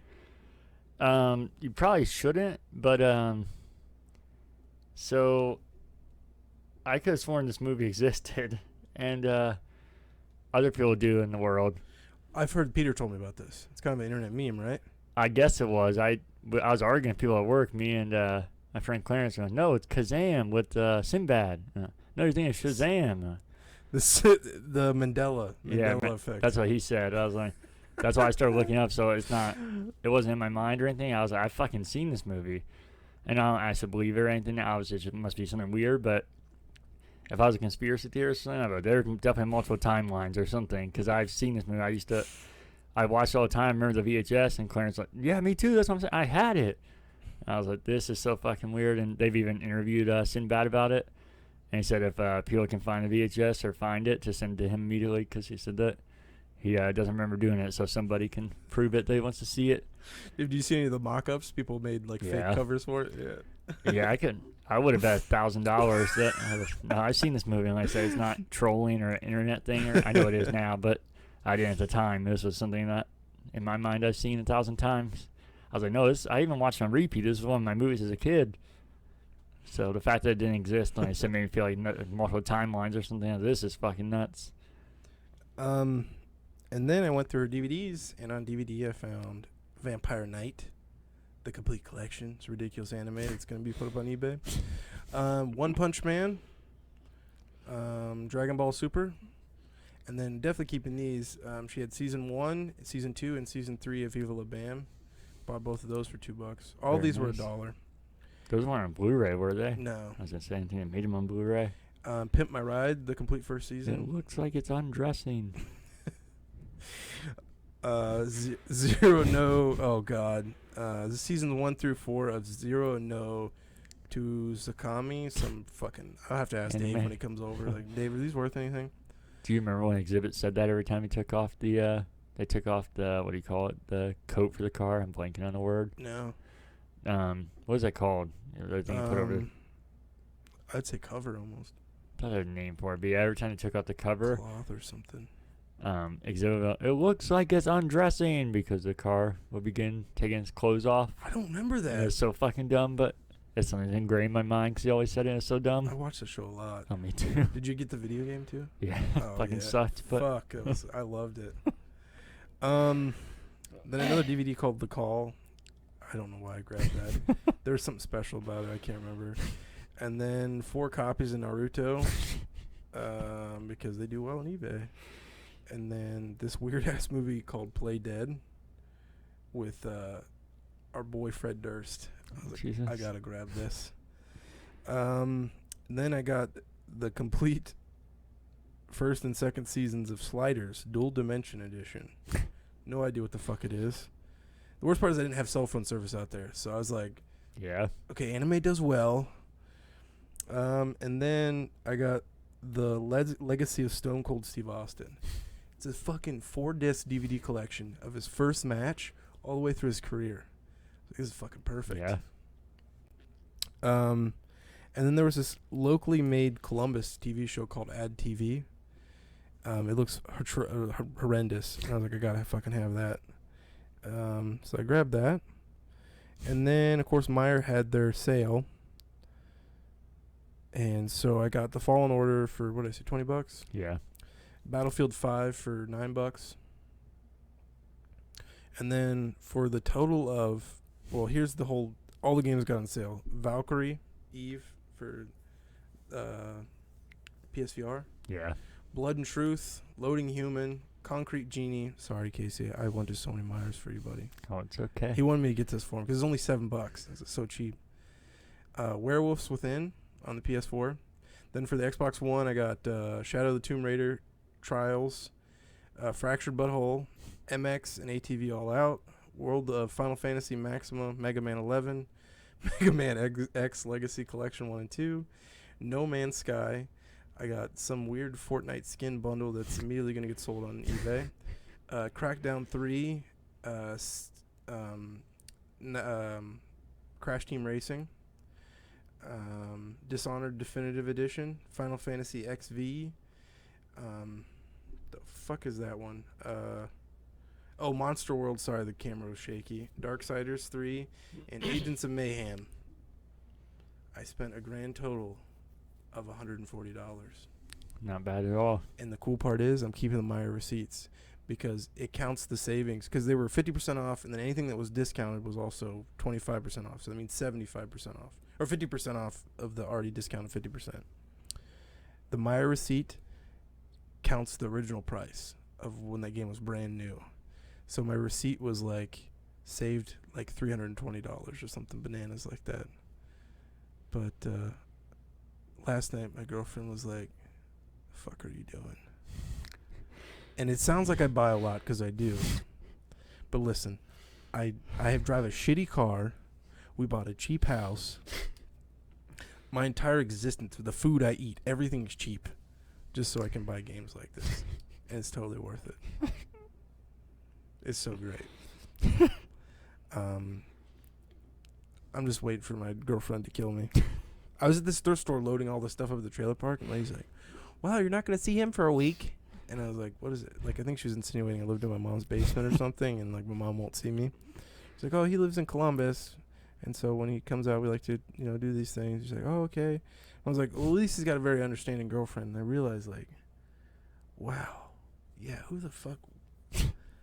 Like, the other day I brought home a box of like 40 DVDs, and she's like, "Oh, okay, cool." Most sane people be like, "What the fuck are you doing? You're never gonna watch these." But I enjoy it, man. I enjoy buying stuff and putting it on a shelf.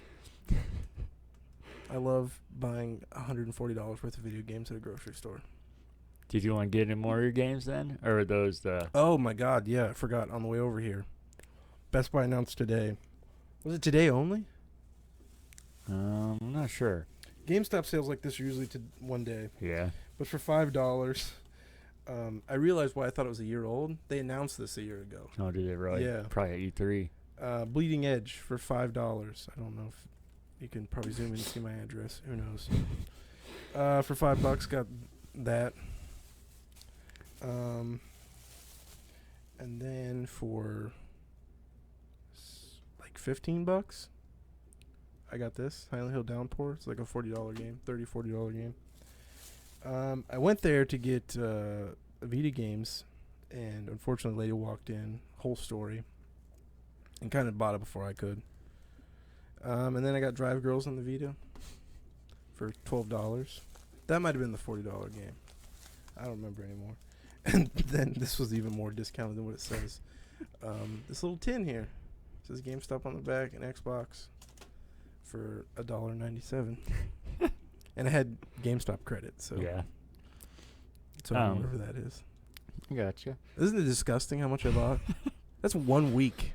It is, but yeah, it also is a really good deal as long as you're okay at that. So yeah. Yeah, and I just I have this in my mind. I'm like, I could throw this if shit hit the fan, my house caught on fire or something. Well, if my house caught on fire, the game would be gone. That makes no sense. But if I had to, I could put this stuff on eBay. And yeah. When I buy games, I always think like I could sell this for more money on eBay, and it's a way to justify my hoarding and try to make sense of it. So we plan to record this whole thing and then do EA afterwards. It's already 6:20, so should we stop here, you think, and then pick up where my game pickups are? Oh, pick up. Oh, sure. And then record the rest and come back for our EA? Yeah, sorry, buddy. Oh, no, you're good. I knew this was going to take fucking 6 years. Let's do it. And we're back. I realized we were going to get my gaming pickups, but I realized we missed a couple things news-wise. The first one being that Nintendo is bringing, or Pokemon Company, I guess, is bringing Pokemon Snap to the Switch. And it's just a re-release of the 64 game. But anybody that hasn't played it, it's worth playing. It's a great game. I don't know if I said it on the podcast or not. I still am confused why I haven't made a new Pokemon Snap game. Because I think the first one is a really creative, different game. And a nice twist on the same Pokemon game we get every single year. Yeah. And it's weird because I feel like their last 3 devices have been perfect for it. The 3DS would have been perfect because you could have used the AR they had in it. The Wii U was like portable and console, I guess you want to call it. It would have been perfect because it had the gyro and you could move it around. And then the Switch is obviously a extension of that and a better version of it. So I really hope they're testing this to be able to do a brand new Pokemon Snap. But I guess I want a new Pokemon Snap, but I guess at the same time I don't even know if that's actually what I want, because a new Pokemon Snap probably means the 2,000 new Pokemon and all new things I don't know. I feel like Pokemon Snap maybe is just kind of a nostalgia thing and wouldn't really work now.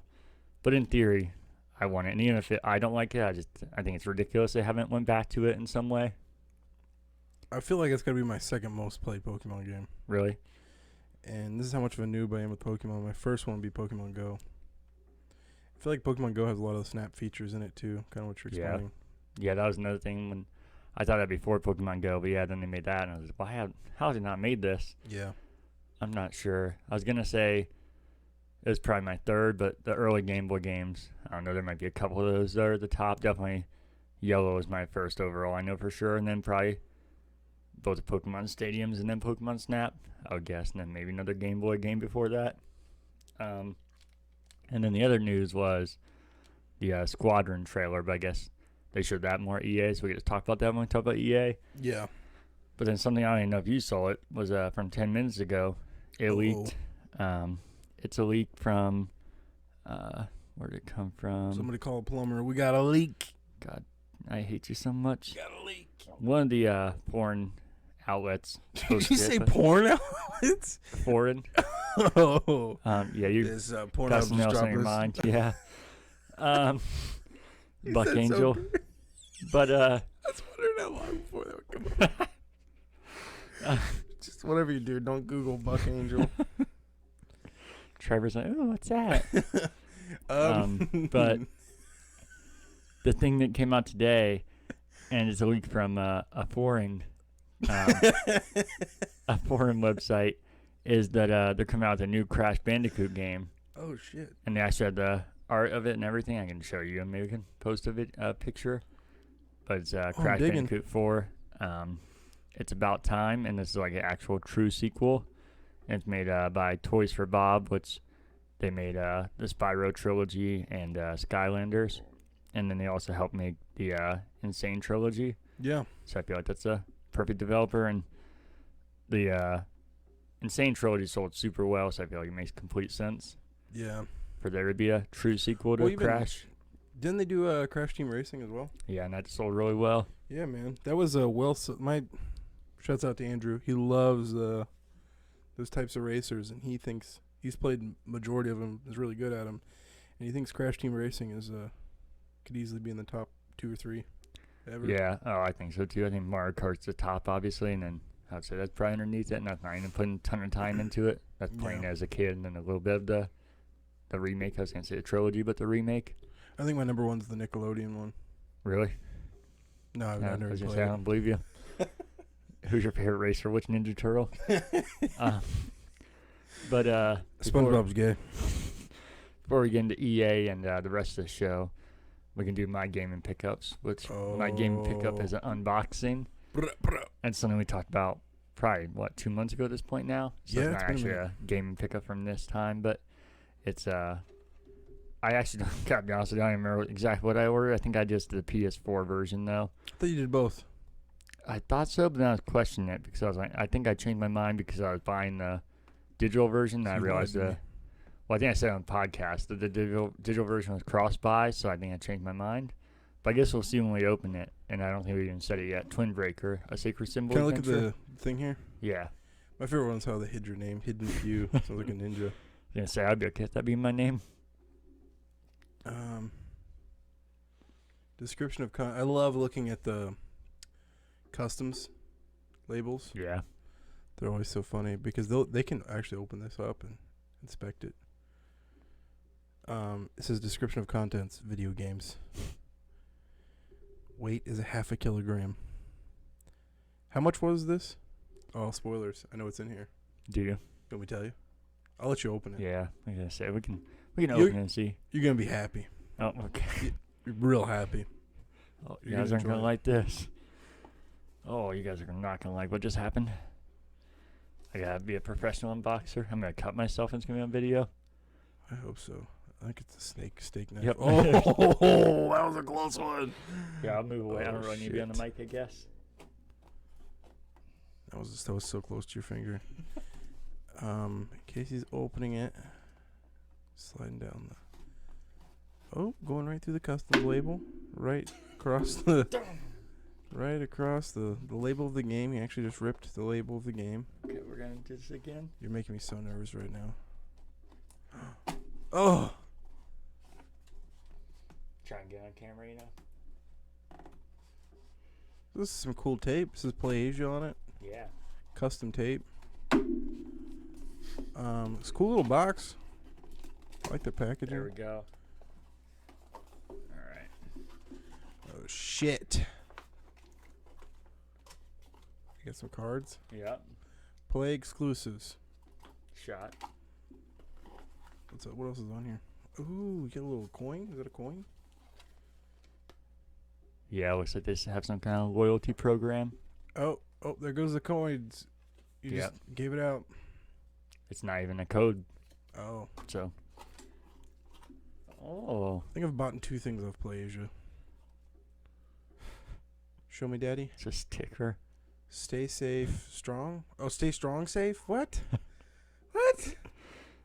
What kind of Chinglish is this? I think it's supposed to say it work both ways. Stay safe, stay strong, but they didn't put, like, just cover both of them. You know what this would be good? What Reddit this would be good for? What's that? There's a Reddit called "Don't Open" or "Don't Dead Open Inside" or whatever that Walking Dead thing is. That you could definitely get some points off that. Oh, okay. So I did order both. You ordered both of them, buddy. Yep. Good thing you didn't read the label. So I think that was a good idea, though. Yeah, I'm okay with it. Got both of them here. I didn't expect this kind of case for these. Yeah, this is Kind of crazy. I'm getting like a VHS vibe. Yeah. And then, they're stickers. You guys right here. I don't even know if it's showing up on camera. But you got stickers for each of them. The Vita version, PS4 version. There they are. You gonna open them? You want me to open them now? No, it's up to you, buddy. I'm not gonna force you. I'll wait. I probably will open them because if we ever meet them, I won't want them to sign them. I'm not gonna have them sign on that thing, but yeah, I guess I'll wait for now. Cool. So should we save EA for the end and do the normal show for now, or you want to get straight to EA? Okay. We can save EA for the last. So what have you been playing? I've only been playing one game. Okay. I went to play my Xbox, and they must have updated Game Pass. Can't play offline anymore. Really? Yeah. I don't know if it's like something recently happened, because I wanted to talk about that update where they put Game Pass on the games in your inventory if it's from Game Pass. Yeah. It was nice. Keeps things nice and organized. That was one of my big issues. Where things get kind of confusing, though, if it's on all 3, it'll say, "Oh, this is from Gold," even though it's like, "Oh, I physically own it and it's on Game Pass." But yeah, so literally just that. But I got pretty far in it. I think I'm getting towards the end. I'm in like the highest level areas, and they're nothing. I'm just killing them. I don't give a shit. I walk across the land. I was gonna make fun of you, but then we might go back in time. I could have completely missed it. Did you say what game it was? Oh yeah, Dragon Warrior. Okay. Yep. I either missed it or you didn't say it, so that's why I wasn't sure. We went from Dragon Warrior to Xbox Game Pass. Not letting me do shit. Matter of fact, live on the mic, I'm gonna search this up because I'm really nervous. I've been so afraid that I'm not gonna. I've been texting you like, "Did you get yours yet?" And my girlfriend said there's no packages on the door. As I was, I brought video games up from the basement after she saw what I bought at Meijer, and then paid our one friend for video games that was upstairs already, and then asked her if more video games appeared on the door. And all she said to me, all she said was, "Wow, more video games," or something like that. Most people, what the fuck is wrong with you? And like grab me or something. She's so understanding, it's insane. You requested 10 I forgot all about the pizza. How could you? It was classic. I totally forgot. I'm going to complete that right now live on the mic. I'm paying Casey. Oh, the notification went away. That means I don't have to pay you. You charged me and said classic like Taylor Swift. Yeah, because she has a lyric called that says Red Lip Classic, and she was born in 1989, has an album called that, and it says 1989 on the box because that's when they were formed. So how much was it? $10.75? Yeah. We got on your goddamn tangent about. At some point, you gotta realize she has a song for everything. Yeah, but you also gotta factor in the year that's on there. That's the year she was born, the year of an album she has. Hello. That is a little crazy. And it's is it your favorite pizza? Would you put that as your favorite? It's up there. Not my favorite, but definitely top 5. Who's your favorite? La Rosa's. La Rosa's, really? Yeah. I wouldn't have thought that. Really? No. I would have thought maybe Donato's. It's up there. Is it? Yeah. That's top fiver as well, as we call Would it Play Asia? them. Let's see. I have no new updates from them. I do see my order. So we can go over to where I bought 2 of each.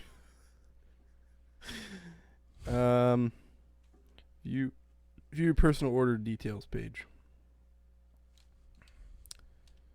I don't see the ship. I don't see the thing on here, man.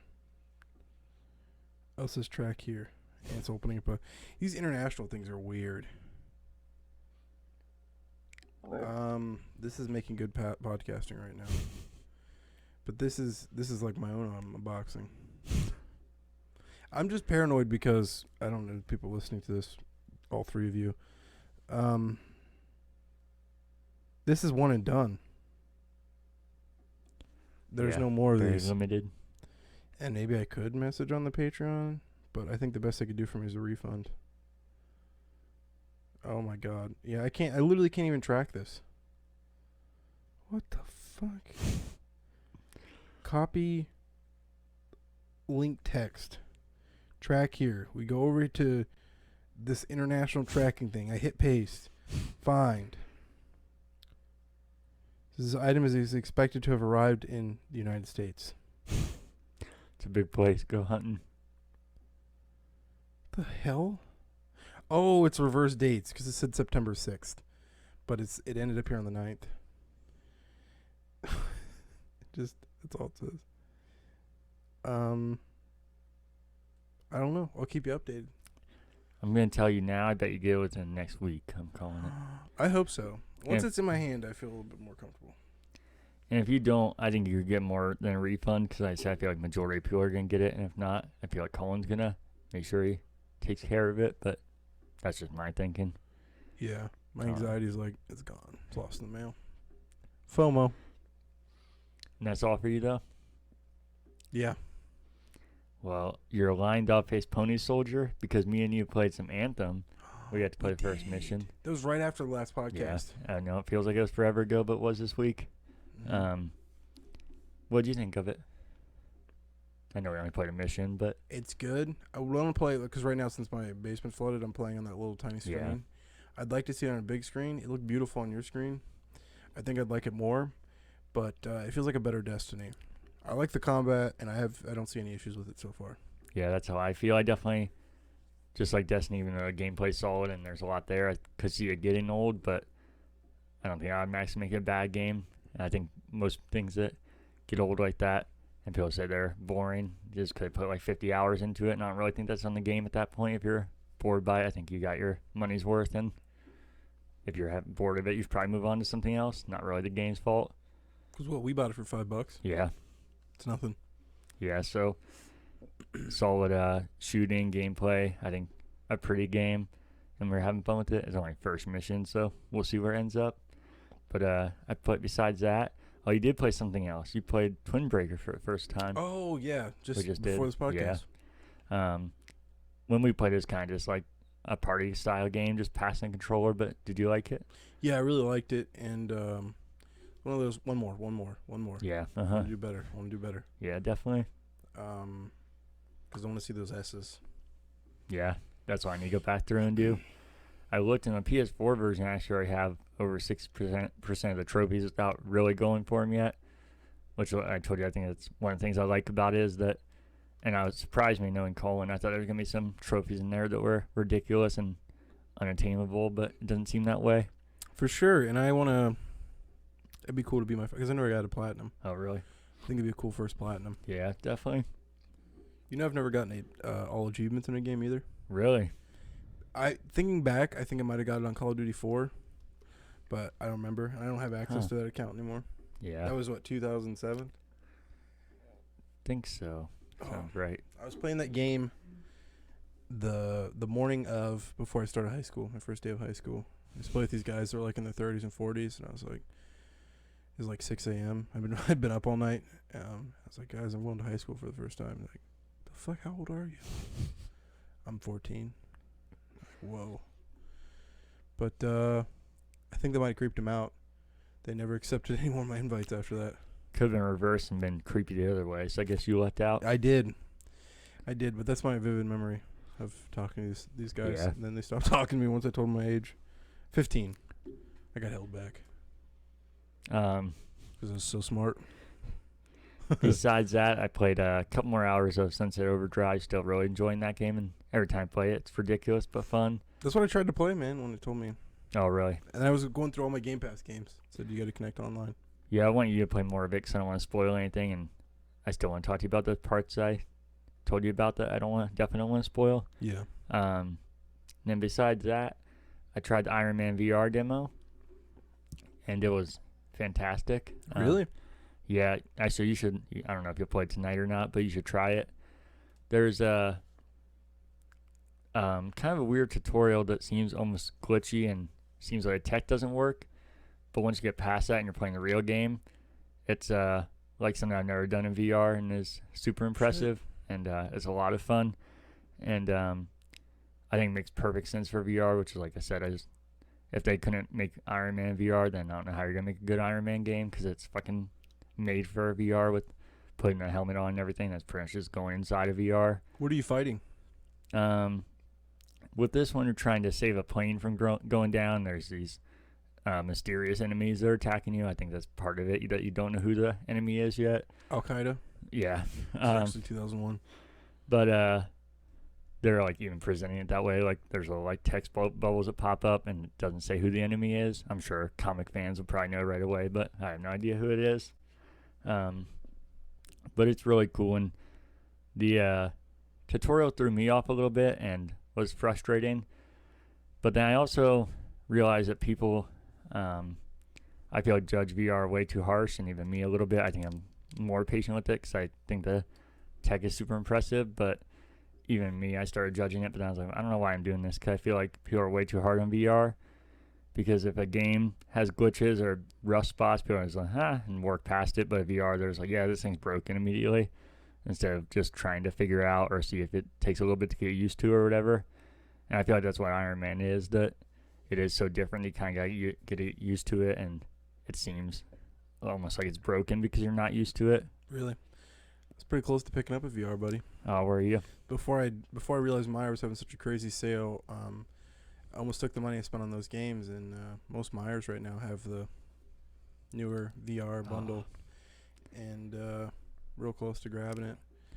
And but I think I'm close because I've been picking up a lot of VR games. Yes. I think what did I say in pickups? Like there was like 4 or 5 VR games. Yeah, I think there's 4. Do you hear our friend Dave say he got one Did yesterday? he? Holy cow. So if we all get him, we can start. I said that's my only downside of VR right now. Well, aside from little things, but not being able to play the multiplayer games with people because I don't know anybody that has it. And then played some more Madden and trending towards the playoffs again right now. Trevor is falling apart and looks like he's going to miss the playoffs for the first time in franchise history. Wow. So that's kind of true to life with the Dolphins, though. And then the rest of what I played were kind of like, I'm just going to go through fast for the most part because it was when Michaela was over, my little sister.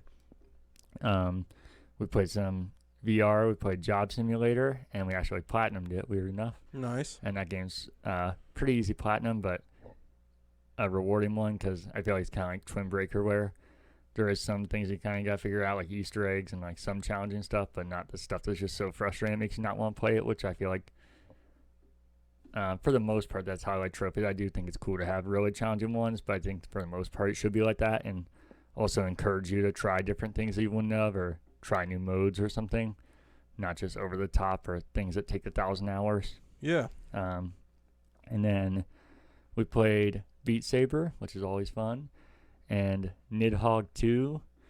You remember Nidhogg, right? The first one? Yep. The second one, we only played a few rounds, so I'm not going to judge too harsh yet, but have you seen any gameplay of it or pictures or anything? No, I haven't. But I know you were telling me on one of the episodes it's changed a little bit. Oh, did I? I didn't remember talking about it in here. Yeah, they completely changed the whole art style.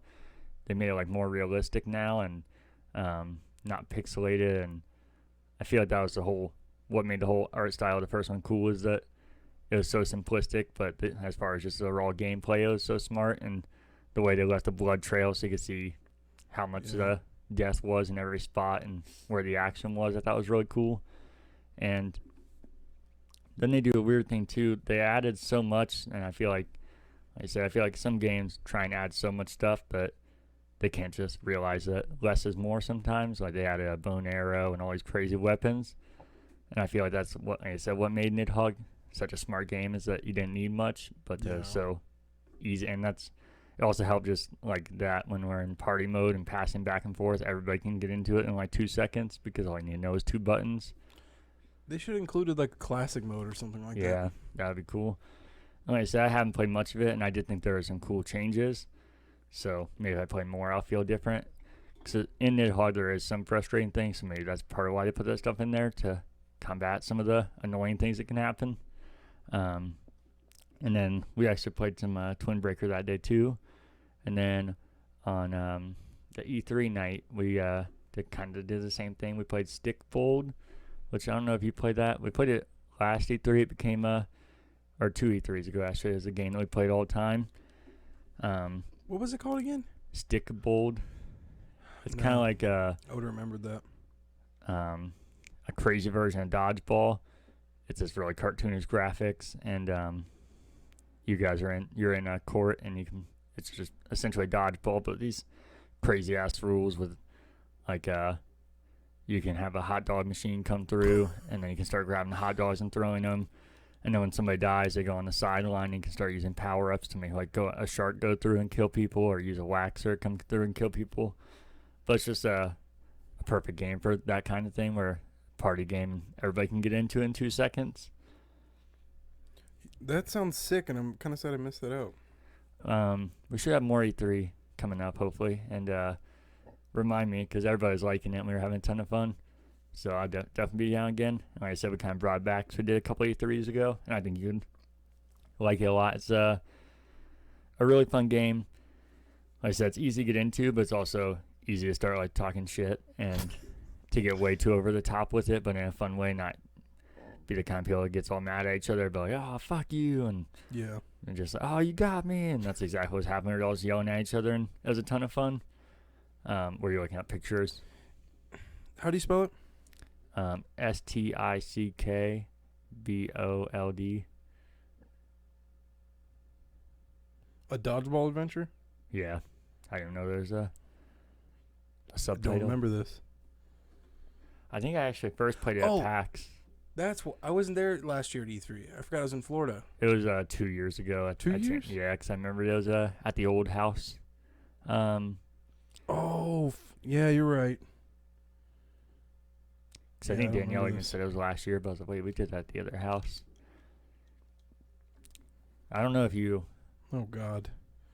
It's a limited game release, too, so who knows how much that fucker's up to. Yeah, I just had the digital version. Oh, it's only up to $40. It's not as bad as I thought. Oh, someone's selling one with the card for $25. Yeah, remind me, we can play it again. We also played more Beat Saber and Job Simulator, and then I had people try the Iron Man VR demo. And you know how having people, especially when people are in that big groups, usually people aren't patient. And if there's issues like that, they fade out right away. Like I told you, people are not patient with that at all. Yeah. I was kind of surprised. Clarence, my friend that came over, I was like, you can try it, but you're not going to be patient enough to do it. And no, I'll play it. And he had the same reaction to me, kind of like, this seems like kind of messing up. And then he actually did stick with it, and he's like, this is fucking awesome. I'm going to buy VR now. And I was like, man, this is exactly what I was hoping for with this kind of game. If I got the VR, would you get that one shooter with me? Or you might even already have it, where it's like realistic. Talking about... there's a couple, but the one that came with the gun. Yeah, you're talking about, God, what is it called? It's kind of like Siege, right? Yeah. Yeah, I own it, so... Do you? Oh, Perfect. yeah. And that's the only reason I haven't played it, because that game, it depends so much on teamwork. And people actually, a fair amount of people do communicate. And most of them actually aren't douchey, like squad leaders. Most of them are pretty nice, actually. But still, it's not as fun playing with people you don't know. And then you do get the squad leaders every now and then, and I can't do it. They're wearing fatigues while they play. Yeah. Then we played some Gang Beast and some Smash Bros. And Smash Bros, I don't know why I don't play more of it. I love it so much, and that used to be like our go-to party game. I feel we need to get back to it. It was so much fun the other night. It's great. Yeah, I haven't played since our 3DS days. But Really? yeah. I don't even have all the. They were all freaking out that I don't even have all the characters unlocked. I probably have like 30% of them, but I need to play more, and that's how you unlock them. So if we start doing that, we get more. Yeah. What have you been watching, buddy? Lost. Today I was running behind so much I was watching it while I was mowing. Like had it up here and self-propelled mower so I could actually stare at it. I didn't know this was basic knowledge, but the response was streaming compared to Blu-rays is not the greatest. Yeah. Blu-rays by far the best. I thought, especially how you're a collector and you like physical, I thought you knew that. No, that's I don't really like judge between the two. If something's on Blu-ray, I probably won't pick up the DVD. But yeah, that was crazy. I thought at least Hulu could kind of look similar, but not really. Yeah, for me, I'm not like a snob or anything. I actually watched most of Lost when I was catching up on Hulu just because I've already seen it, so I could do it while I was doing other stuff, so I didn't want to have the Blu-ray on. But I feel like that's more what I use that kind of stuff for is convenience and not really like the best pictures when I use a Blu-ray or even a DVD. I feel like a lot of times can be better than streaming.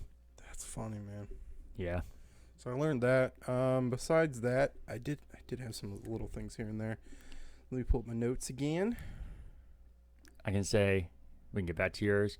I also watched Lost 2 and got caught up before tonight. And then, we did our weekly Lost events for the first time in, probably 2.5 months. And all got together and watched it. And it kind of felt like a Lost episode, all of us getting together and being together again. And it was just a ton of fun. I enjoyed it a lot and looking forward to being able to do it on Thursdays again now. Did you watch anything else? Yeah, I did. I just didn't want to talk over all yours if you want to. I can go into mine, though. You know, honestly, I think it's all I watched, man. Really? Yeah, I've been so busy. I gotcha. I watched the first episode of Space Force, the new Steve Carell comedy. I thought some pretty bad things.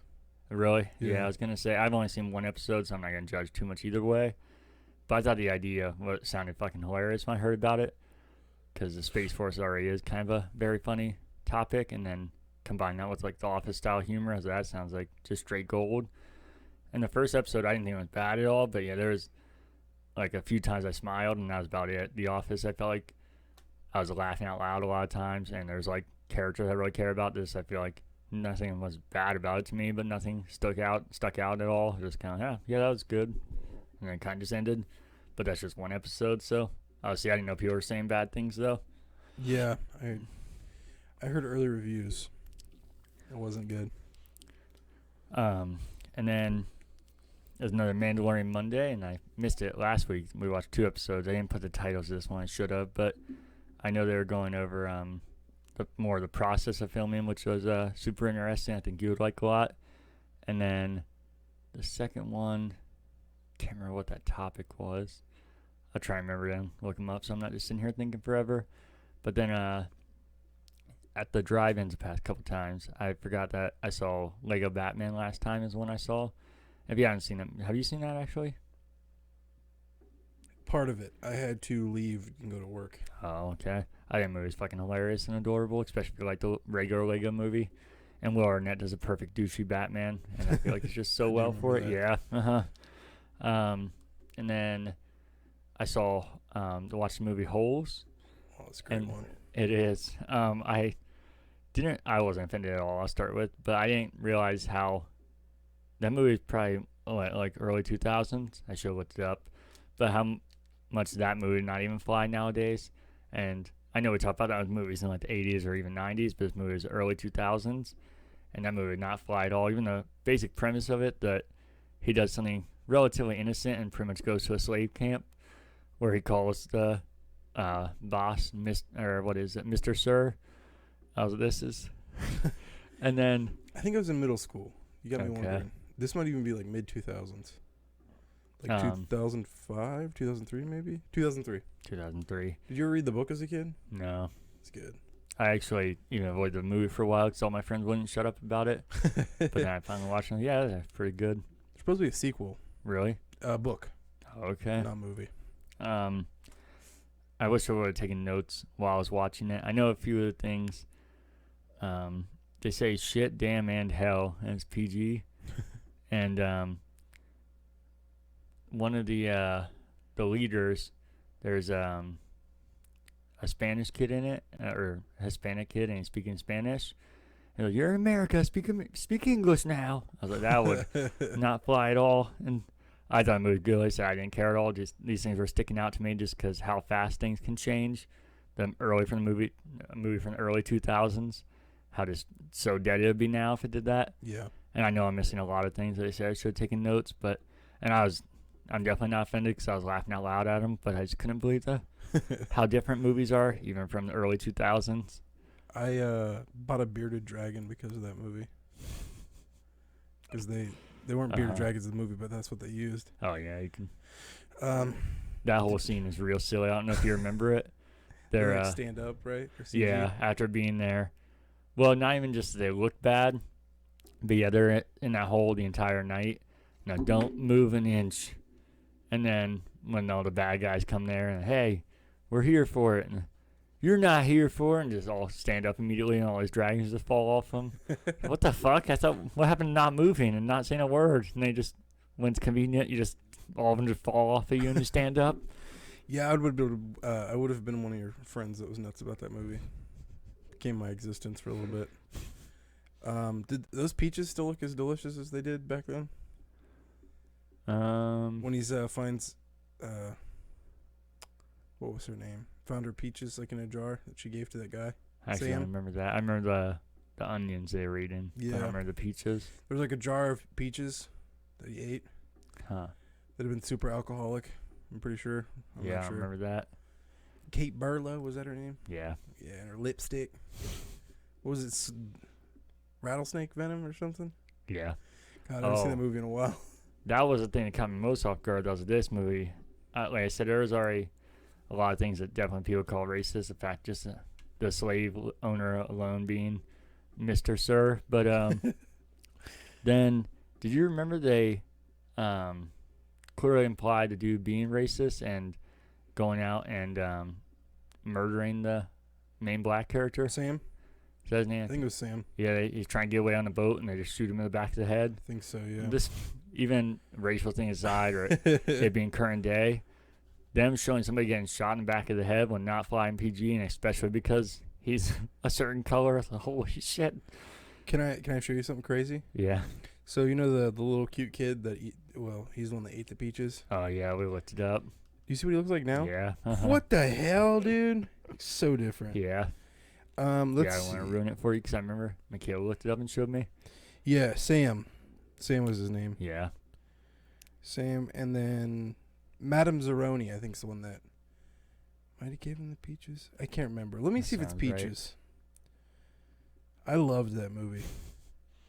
I didn't read books, and that made me read a book. And I would have been in 5th grade, I think. I also was addicted to. Did you ever watch Because of Winn-Dixie? No, I did, but I couldn't tell you anything about it because I kind of just watched it here and there. It's also another book where I was like, I read it. Yeah, finding jars of fermented peaches. It was still edible and tasted good. It was sloshy and mushy, so he nicknamed it. You ready for this? Do you remember this? What the peaches were nicknamed? I feel like I remember. I don't Real remember. dirty. Sploosh. Yeah, that's fucking what the hell. Yeah, no, that's one of the notes I would have taken, and like I said, I'm gonna try and start taking notes like that overall, not just for press conferences of stuff like that, so I can remember it.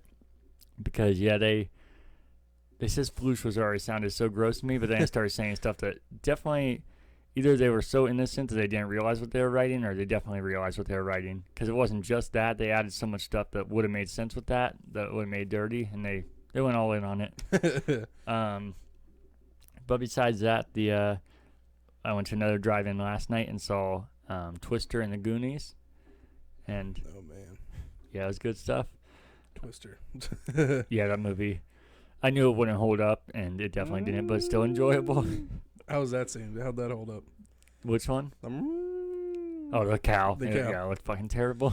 When I was a kid, Do you remember everyone freaking out over that movie? That was a really popular ass Oh, movie. I loved it. Yeah. Yeah. I watched it all the time. Were you creeped out when you first saw the cow? You're like, holy shit, it's really crazy out there. No, I actually thought it was really cool. Really? Yeah. Kind of. I was never scared by it. It definitely creeped me out. Like, oh my god, they're out in the storm. They're stuck. No, I should have been scared. I don't know why I wasn't. Didn't they end up making a ride around that too, like an amusement park ride? Sounds right. One of the studios, whatever the studio's from, I think did. But also Bill Paxton, the lead actor in I it. forgot he's in that. Yeah. R.I.P. I also didn't know he couldn't really act. At least in that movie. Really? It is so. I know it's a '90s movie, but it is some of the acting. Like you compare his acting to the other actors, so obviously current time period is so fucking cheesy, even for that cheesy movie. Like Helen Hunt, she sounds perfectly fine, and him, it's like it's a whole nother script for him and the way he delivers lines and how douchey he is. It's fucking. It made it more enjoyable, but not in the way that I think they were intending. Do you remember his great performance in Aliens? Yeah. Oh yeah, that's great. Wasn't he? Damn it! Wasn't he in Mighty Joe Young? Remember him in that? Yeah. Predator 2. For some reason, I thought he was in a Vietnam movie. I feel like it makes sense for him to be, but I don't remember it. I don't either.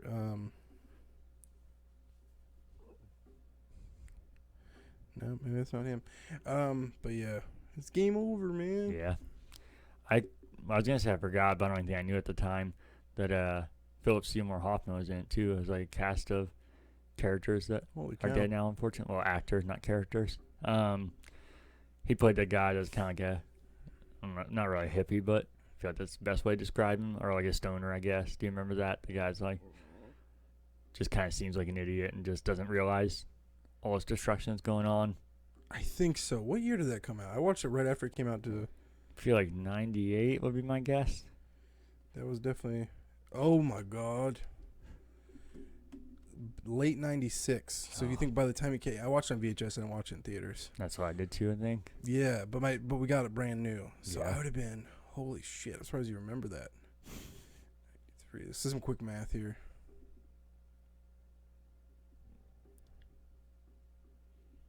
5? 5 or 6? Yeah. Another movie that's similar along the vein that scared me was Perfect Storm. I remember seeing it, but I don't remember anything. I know what it's about, but I couldn't tell you how I felt about it. Those two, I don't know, they creep me out. But I watched Ghost of Mars, no problem. I could watch it stuff stuff was supposed to be scary, but for some reason those movies freak me out. I don't know if there's the Goonies is still enjoyable. I don't know if there's anything I would add to that one though. Yeah. Are you in the camp of they wanting a sequel? There's usually a lot of people like, "Where's the sequel?" I feel like I'm kind of in the middle. I don't. I think it definitely could mess it up. I actually do think they could do something cool and different with it. So I feel like all would depend on how well they treat it. Have you ever seen some of the scripts that people have? I don't know if they're legit or what. No, I haven't seen any.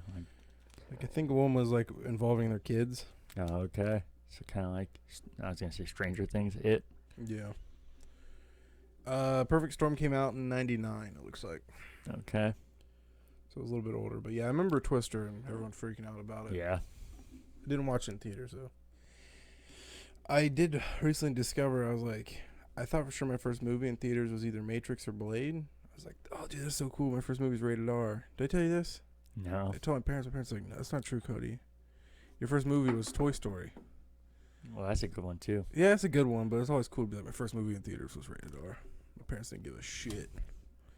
I actually don't know what my first would be. I know I can think of a lot of the first ones, but I don't know what my first would have been. And I doubt my parents know because they're surprised they remember the movies I remember, so I'm sure they don't remember what my first one was. My dad just said one of the things that stuck out to him, Toy Story. It makes sense. I grew up with them. I never thought about it, but like what Steve Jobs did with Pixar, my dad said like animation-wise, nothing like that existed. So he said even adults were going because of how realistic it was and mind-blowing. And I guess that's probably why it sticks out to them, that it was this new technology that blew everyone's minds. Yeah, I feel like the original Toy Story even still looks good now. Obviously, the newer ones look better, but yeah, even being that old now, it still looks amazing and looks better than a lot of regular animation does right now. For sure. And then I guess we can move on to, unless you have anything else movie-wise. All right, we can do the free games. So on Xbox One, you got Shantae and the Pirate's Curse till June 30th. And Coffee Talk till July 15th. Oh, that's what started. I was trying to think what started that rant. And you know my podcast, both of those got added to my list. And one of my podcasts ends and it usually starts into somewhere else where I left off. Tell me why it started in those. I was so pissed I was driving to it, so I couldn't really change it. So I was stuck on that. I tried to read the 360 game fast enough to it's help okay. you out. I was trying to figure out why I started on that rant last week. But, man, when that started and I was driving. And it's going to be here till July 15th, so we got a while, too. On 360, got Cinemora till June 30th. Download that one. That's a good one. Yeah, I need to actually get that myself. And PlayStation Plus, you got Call of Duty World War II and Star Wars Battlefront 2 till July 6th. That's some good ones there. Yeah. Yeah, that's one of the better ones they've had recently. You got any fake outrage? The fact that there's podcasts like Coffee Talk. I think that was fake if you tuned in last week. No, it's very real. Before we get out here, you want to do E3, or not E3, EA? Sure. All right. Want to just work down by each game? Sure. We can skip past what we don't really care talking about. Let's do it. So they started with Apex, which I think is weird, but also makes complete sense because that game's massive and they want to compete with Call of Duty, especially Warzone. But they announced, I actually haven't played it since when it first came out with you. We were all about it. Yeah. And I don't know why I stopped playing other than just those other games because I was really liking it. But jumping in again now, I'm sure it's a completely different game. I have to relearn everything. Yeah. But they announced, I don't know if you call it expansion or next season, or I don't know what their wording was, for June 23rd. And then they announced a couple really cool things. Cross-play between every platform, which I'm sure will help a lot, especially compete with Warzone. And then they also added that they're going to bring it to Switch, which will also bring the cross-play up. I don't know how they're good at running on that hardware, though. Oh, shit. Yeah, I don't either. But what big game came to Switch recently that Outer Worlds. And people were saying that ran really well. And I feel like that game, the graphics might not be as good, but I feel like the world is much bigger and probably takes a lot more time to render it and get everything in there. So if it can run that well, I feel like it might be able to do Apex. For sure. And did you like the skins? What were they? I don't remember. They were almost like a New World, like Aztec looking. Oh, yeah. Yeah, I thought it was pretty cool. Was that, I'm guessing it's probably paid content, right? Oh, probably, yeah.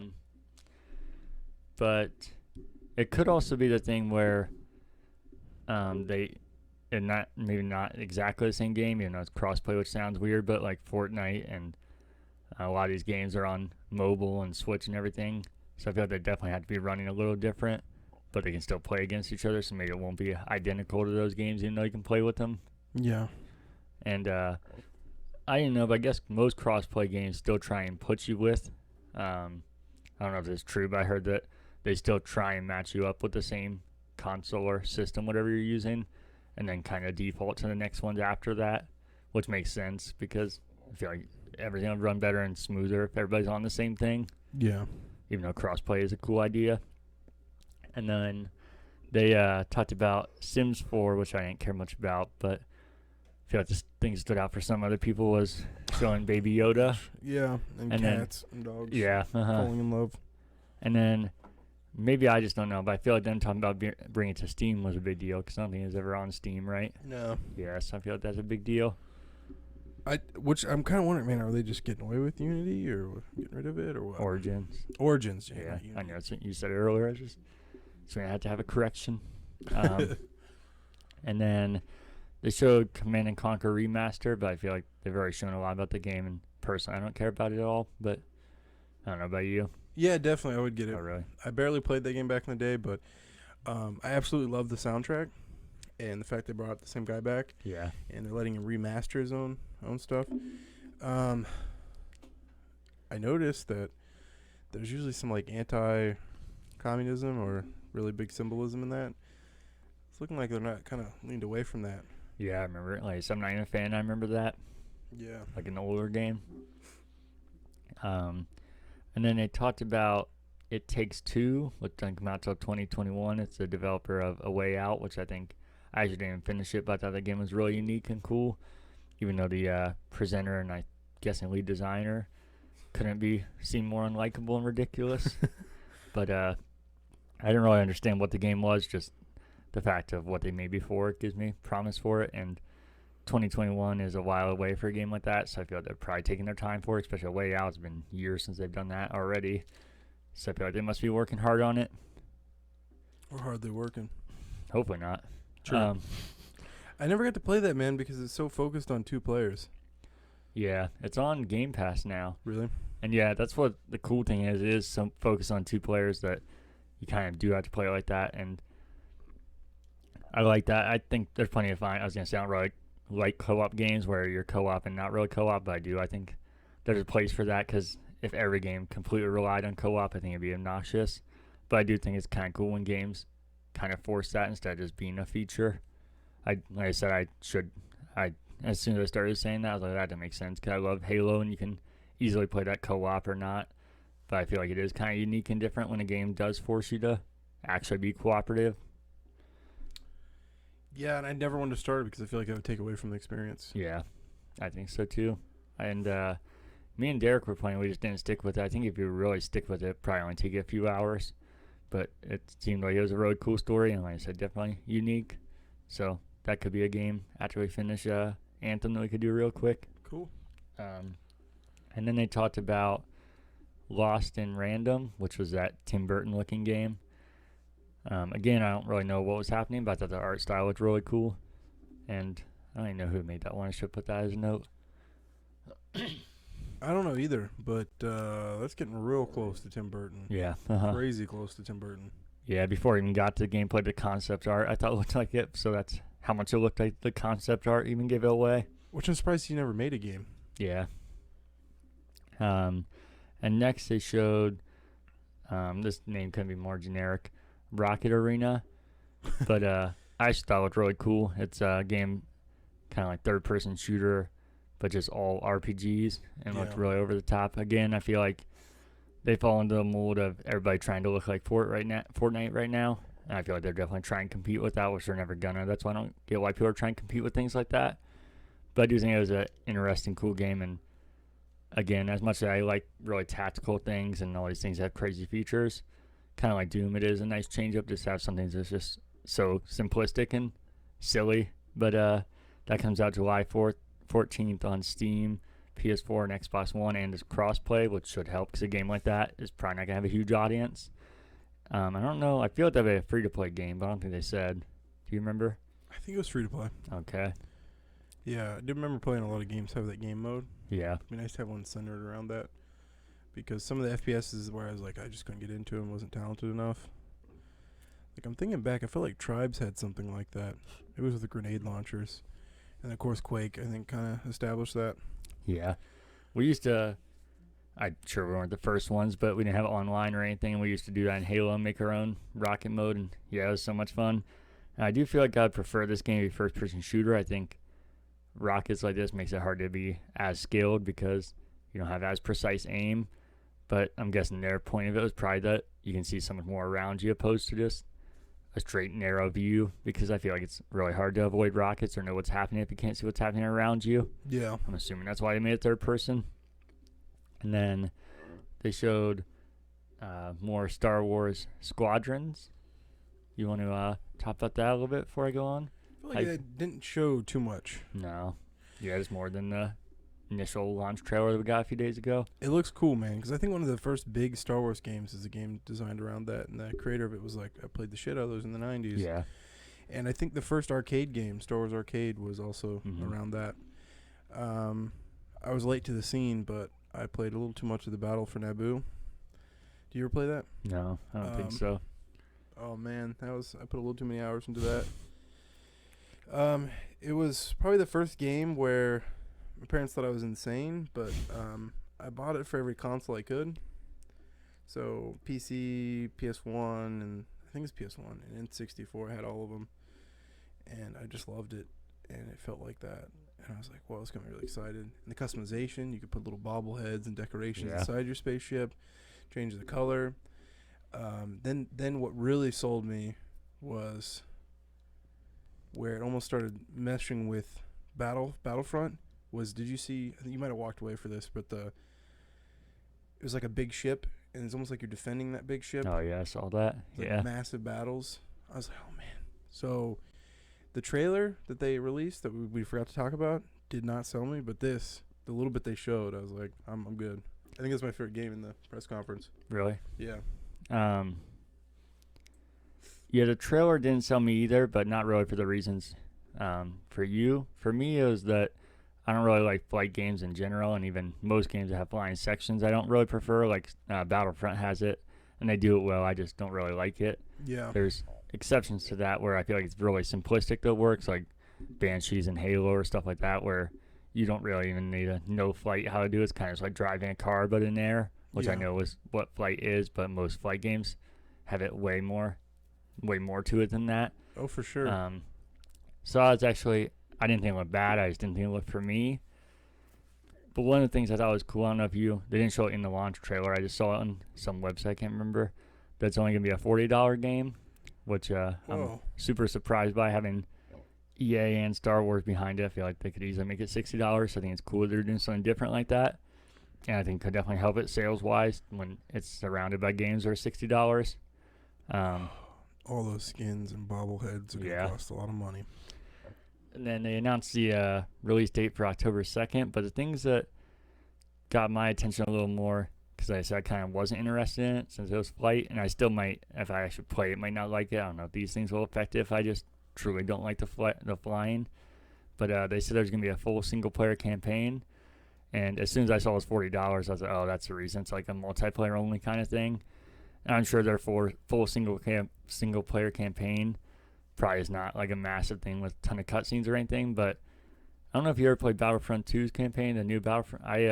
People mock it like crazy. I thought it was really cool, especially for the first one not having it and everybody complaining and asking for a campaign. I thought they did really good with it. I don't know why I get so much hate. My biggest issue with it was it's pretty stereotypical. Yeah, you mean story-wise? Like, yeah. No, I didn't think there was anything exceptional with that. I think DICE always has some of the best engine and amazing graphics, and the gameplay I think is solid. And the story, it didn't stand out to me. I just thought it was kind of there. Yeah, man, because they advertise as you're playing as the Imperial bad guy the whole time, and then everyone's like, you probably switched to the good guy halfway through. Sure as shit, you did. Yeah. And I was like, why couldn't we just have a full bad guy? Yeah. Because there's a great scene where you're like walking around the Imperial City, and they're getting ready to, spoilers, bomb themselves. And I don't know, I was like, man, I could have played the bad guy the whole time. I would have liked that. But then she switched sides, and there was no, she was so concerned about Imperial citizens, and then she switched sides, and she's like, fuck them. She started zapping them and killing them. But meanwhile, that's why she left, is because she didn't want to kill them. Yeah. And I get where you're coming from. There's some super simulation games, like the World of Tanks, whatever their open world one is with their aircraft. I can't remember what it's called though. Those are so ridiculous you can't even play them. There's so many different simulations, and then there's some where they're almost too easy, like Halo. Not knocking it, but I feel like Halo and maybe GTA, those kind of games are a little too easy. But EA almost takes DICE almost takes both of them and combines them, and I think that's some of the best flying mechanics. And having a whole game around that, I think it's gonna be awesome. And they've done those forever. Yeah. So I have a really good feeling about this. Yeah, I hope so. I never thought it'd be bad. I just don't know if it'll be for me. But another thing that caught my attention and got me into it was they announced VR would be in it.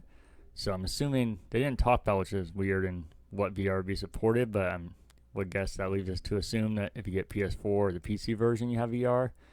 And they said you could play it VR throughout the entire thing. It wasn't like a tacked on or like a side mission you could do. It was the entire thing in VR, which, if it actually is true, I feel like go one of two ways. That could be like kind of like the Iron Man VR. That's like a perfect setting for being in the cockpit and, look around and I see the ships around you.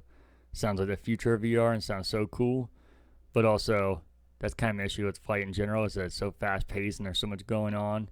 They can't keep up with it, so the VR isn't really refined, and even if it is, it might be so motion sickness and so much going on that it's just throwing you off immediately. But I do think it's really cool that they're including all the stuff that you didn't expect, and that they're lowering the price from what a normal game is. I'm hoping it's cross-platform because I want to buy it for the Xbox. But if I do get a PSVR, I want to try it out on that. And one of the things I'm holding out on, man, they haven't announced it yet, but PSVR 2. Yeah. If that comes out soon, it's either going to knock the price down to the last one or get a better experience with the second one. Yeah. So I want to wait. But that'd be so cool to have like an arcade machine hooked up to yeah. that with VR.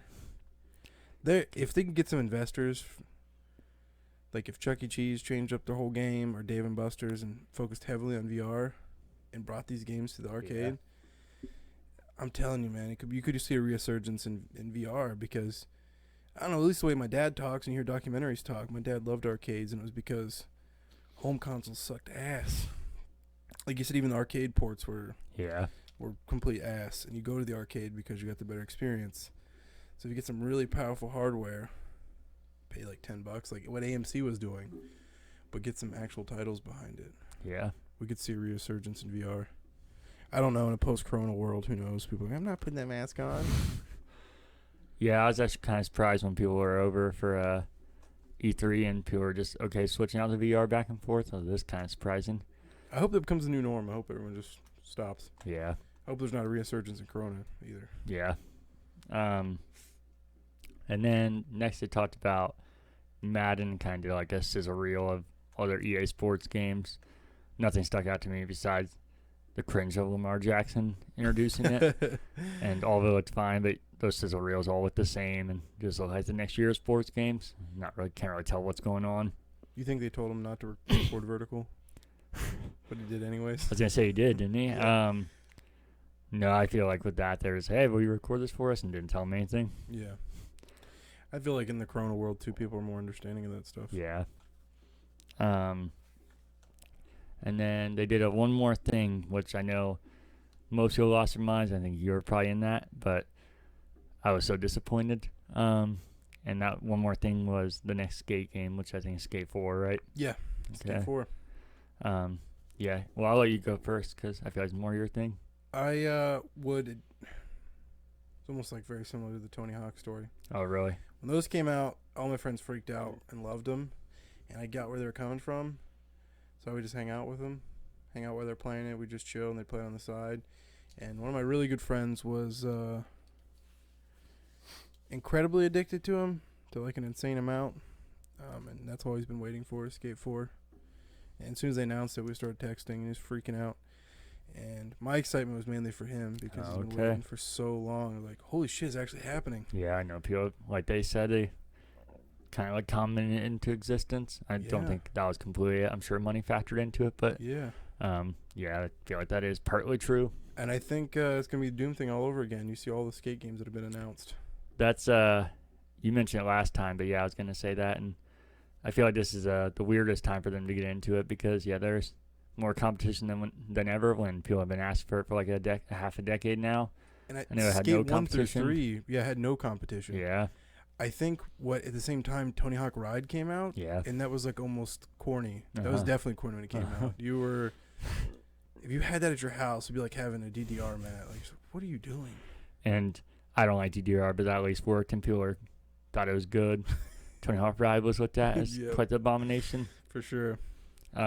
We had a friend that brought over his DDR mat and got real into it. Jesus. But it didn't do anything for me. And the one more thing, I was like, oh man, this is gonna be like a new IP, or I didn't expect it, but I was like, maybe they're doing something in Star Wars that they haven't talked about that's not Fallen Order or not Squadrons. I didn't really expect that, but was hoping.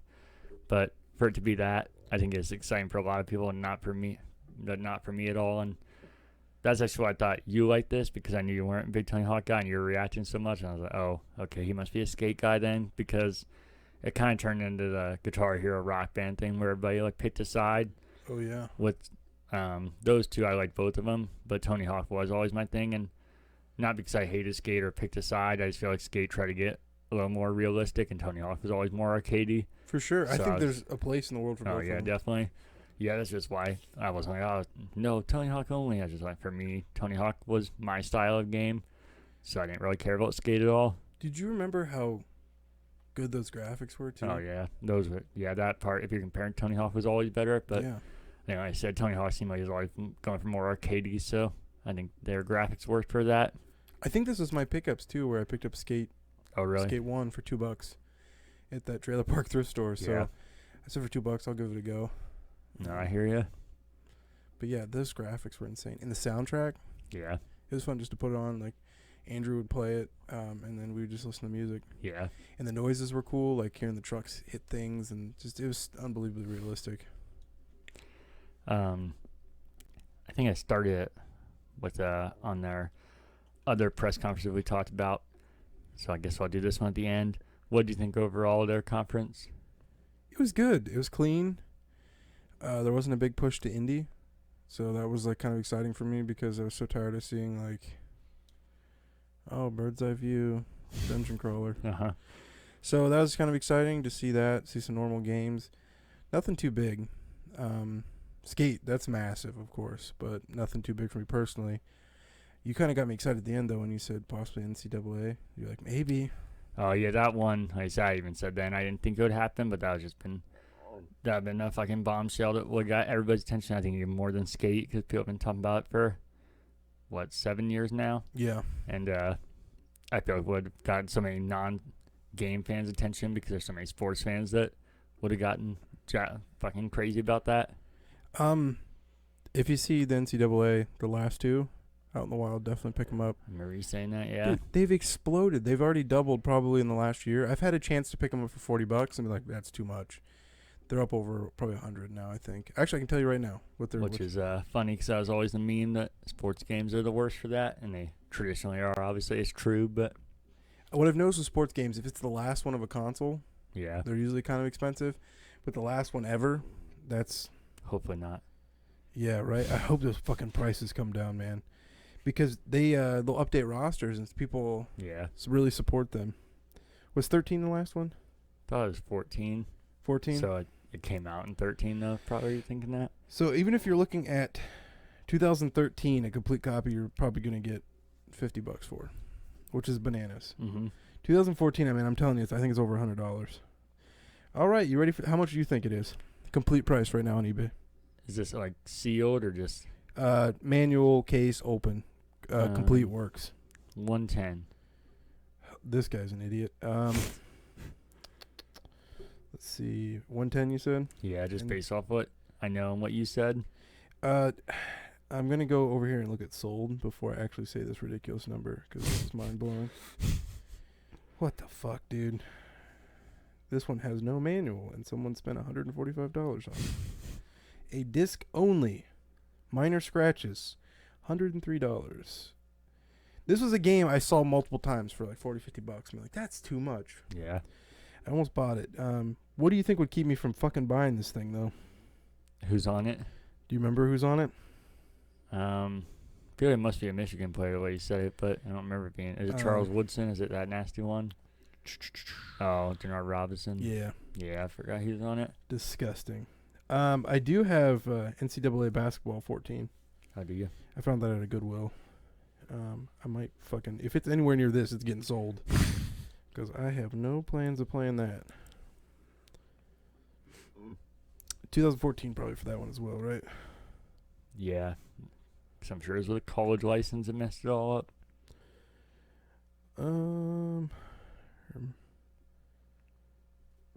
Basketball NCAA 2000. Oh Jesus, maybe 16.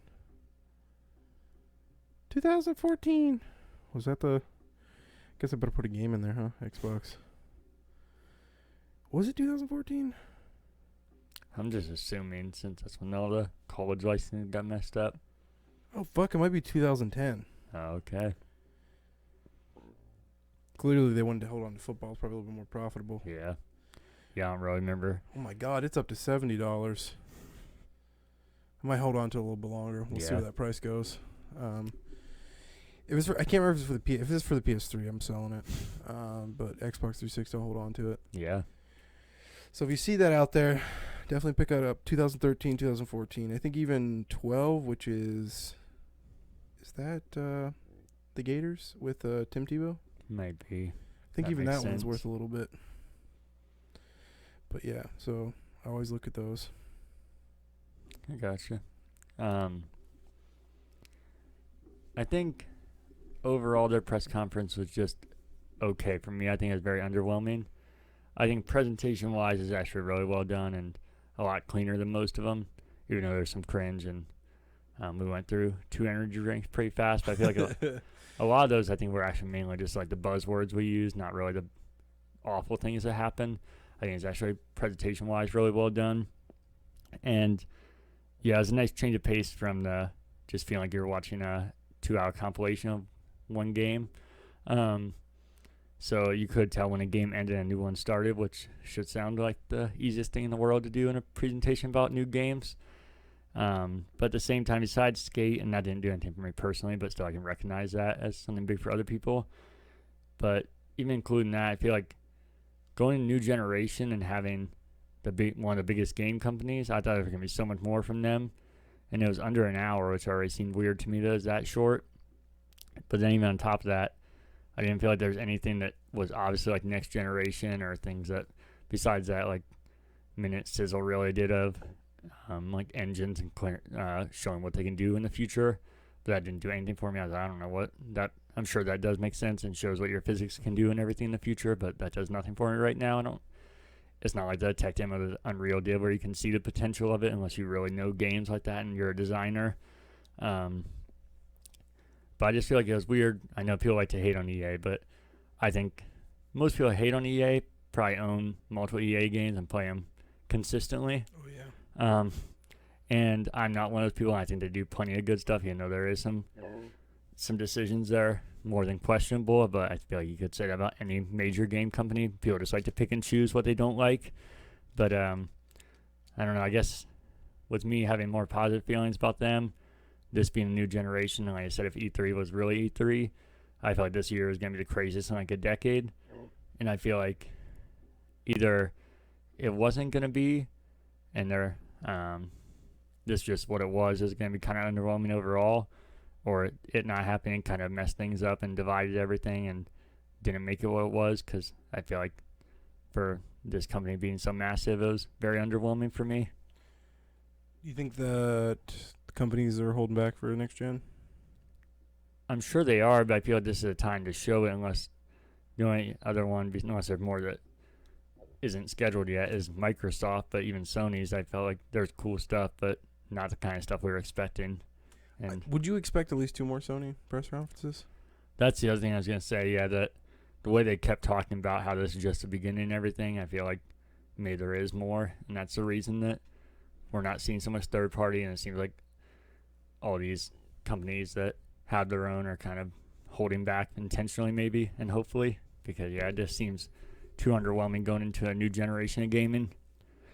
I feel like that maybe that's it. If I just saw this in a normal year, I would maybe not feel as strong or strongly negative about it, I guess. Not really negative, but I would feel maybe a little more positive about it. Yeah. But I don't know. Definitely, like I said, presentation-wise, I think it was good, and I think there was solid stuff there, and I do think there's positives. I just was underwhelmed overall. I can see. I kind of went in with low expectations, Yeah, so I think that's what helped me. I hear you. Is that it? I think that's it. Anything else you want to talk about? No, that's it. All right. Well, as always, you can follow us on Instagram, Twitter, and Facebook at currentbacklog, and you can email any corrections, questions, or feedback to currentbackloggers@gmail.com. And thank you, Danielle. Thank you, James. Mm-hmm. Thank you, Trevor. It's kind of mind blowing. You guys listen to these episodes. It kind of, I think we do good, but it's still like crazy. It's like people are listening to this.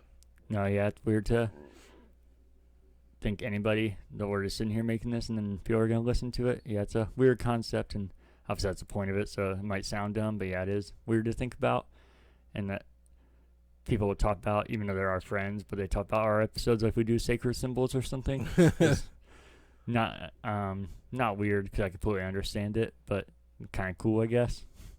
You do look kind of like Colin, though. Do I? Yeah, I always. Yeah. Huh. I've never heard that, but Really? yeah, I'll take it as a compliment. I'm not offended. I'm just more surprised. Yeah, I don't know. Okay. Definitely glasses and the hair. Yeah. All right. Cute. Well, like Cody said, thanks for watching.